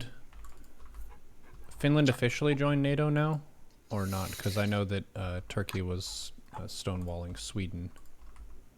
Yes, Finland is in. Turkey and Hungary and sort of the main holdouts kind of gave in and agreed to concede to their accession. So Finland's a member. Sweden's membership is still kind of up for debate. Now that Erdogan has won re-election, it'll probably be easier there. So Turkey will probably just suddenly stop caring going forward. So I don't expect too many issues there. Although I've been wrong before about that, but given what I know now, I don't expect that to be a problem. Hungary could still be a problem. They're apparently still stonewalling a little bit. So we'll see what happens there diplomatically. But for now, it seems like there are at least fewer barriers to Sweden's accession. Mm-hmm. But yeah, Finland's in. They're the newest member of NATO. Do you get a party or a parade or any like free ships whenever you join? What are the perks? We get a really bland accession ceremony. Ah, Hands are shaken, documents are exchanged, that kind of thing. Very oh, bureaucratic. sounds intense. Yeah. Well, hopefully that's the most intense things we'll get. Yeah, but it's just a defense agreement, right? So it doesn't really require any action on the part of the members as long as they have proven they qualify, which if you just join, then you're good. Yeah, there's not any like NATO hazing for new Yeah. members. You don't have to go fight a war in a developing country to prove your worth to NATO. You just kind of have to pass the main qualifications, which are principally democratization and rule of law, as well as funding for your military. Mm-hmm. Probably there's probably a long list of other things, but I think those are the main ones I remember off the top of my head. So yeah, they're in, Nice. thereby extending the border between NATO and Russia significantly. Yeah, if you look at a map of NATO during the Cold War and a map of NATO now, you can see that in the north, it used to be that the only northern boundary between the Soviets and NATO was Norway's border with Russia. And that was a very small border. And the Norwegians actually had an agreement with Russia that they would not deploy any forces, either their own or NATO forces, into northern Norway. Mm-hmm. And so that was technically, that was sort of a boundary between the Soviets and NATO, but because of that agreement, it was never a hot spot, like, say, Germany was, for example. So you didn't have, big deployments of troops on the border there during some kind of crisis. It just didn't happen. But now that Finland has joined, that northern boundary between the West and Russia, between NATO and Russia, is much, much larger. Mm-hmm. That's probably most, or at least a significant chunk, of the actual tangible boundary between NATO and Russia now. So have fun defending that. It's not particularly well developed. There's not a whole lot of infrastructure out there, so it'll be hard to get to. On the plus side, it's the same on the Russian side of the border. So they may have just as much difficulty conducting operations there. So in that sense, ideally, there will not be a lot of actual action on that frontier. Now, southern Finland, on the other hand, is a different matter. And that's actually even more awkward for Russia. We were already, that is to say, NATO was already geographically very close to St. Petersburg because of Estonia. Estonia is a NATO member. If you look at a map, you can see how close it is to St. Petersburg. It's like 20, 30 miles away. And now with Finland as a NATO member, we have another country that is very close. I don't think it's quite as close as Estonia, but it's still quite close. So that if there is going to be action between Russia and NATO, specifically over Finland, that's probably the area where it'll happen, and not so much that northeastern frontier area.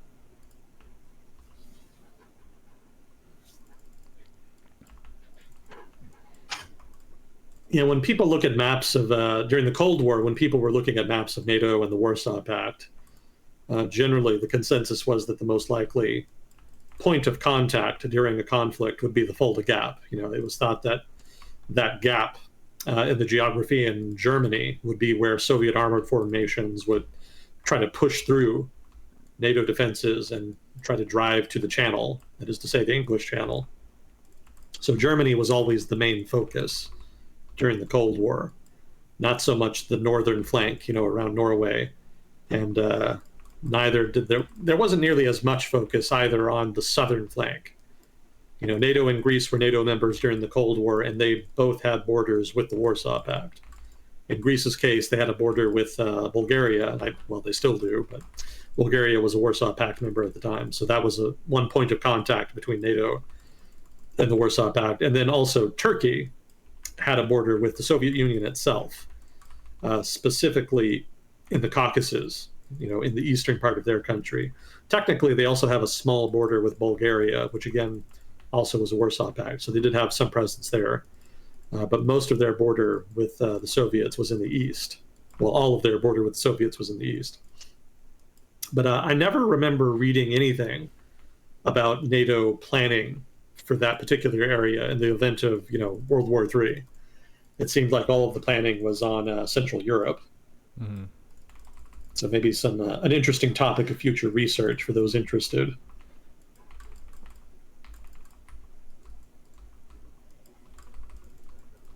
How are things going? We're 34 minutes in, and my opponent is playing the most stubborn strategy you physically can. And it ends up being a war of attrition, kind of like we were talking about the Russia-Ukraine situation of who's going to run out of resources first. And this map has a finite amount of resources, which means the match won't go on forever. But my opponent has a thing called mules, and mules mine minerals very fast from the map. So it kind of is going to come down to who is going to be able to have the nice armies by the end of the game. We'll see. But they have mined out most of their bases. We only have a few of them left. It's kind of like going for an anticlimactic ending. So it goes. Yeah. Well, not every war ends with a big dramatic victory. Sometimes they just kind of peter out. Yeah, this one is definitely petering.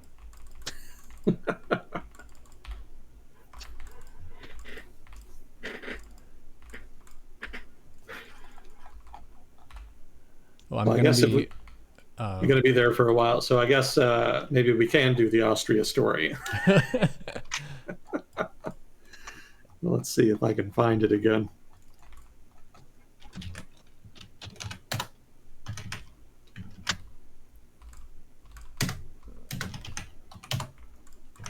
There we go. Yeah, so this happened on a train in Austria. And people were just kind of minding their own business, traveling by train like you do, very common in Europe.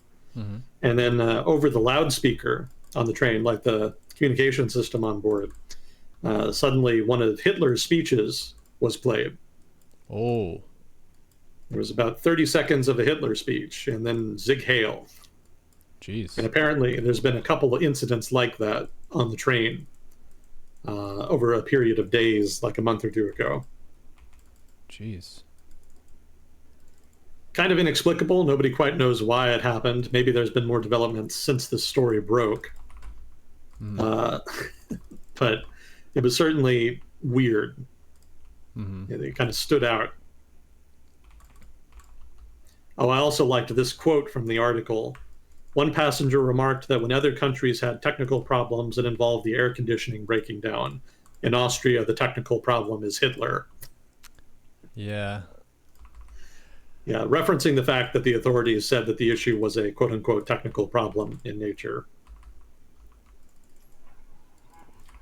It's interesting that the ideology sticks for that long. I wonder, kind of big picture, like, why it does. I guess with general fascism, you're telling people that they're superior to other people in some way, which gets a rise out of them. Well, fascism brings a lot to the table for people who, especially people who live in liberal democracies, because fascism is very much against liberal democracy. Not just capitalism, but just democracy in general is seen as just a conspiracy by elites to control the country and manipulate regular people. So, the fascist says that democracy is broken, that certain classes of people are inherently superior, and that everybody is part of one big family, the national family, and that if you elect them, then they will run it as such. Also, they're very violent, so that it gives some of the more energetic activists something to do. Some political movements require you to hold a placard, go out and protest and shout, but fascists say, no, that's not enough. You actually need to go out and beat people, kill people. And for people who are fervent ideologues, that's inherently more attractive. For people who work themselves up with their political beliefs, the idea that they're in an existential struggle that requires violent action is much more mobilizing and energizing than normal liberal democratic politics. Mm-hmm. And during an era when there's a lot of uncertainty, like during the Major Depression, like there was in the 1930s, a lot of the traditional ways of doing things become discredited, and that opens up the door to alternatives. And fascists invariably kind of fill that gap, very effectively by telling people what they want to hear, that they're special, that they're unique, and that whatever problems exist in society can be attributed to just this group of people that you already didn't like. And if only we could get rid of them, then everything would be better. It's a very simple message, but it's easy to understand. It's very relatable for a lot of people.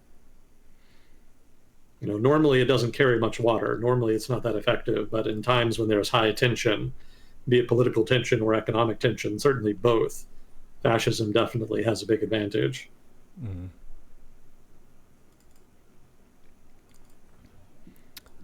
We've made it out of the match.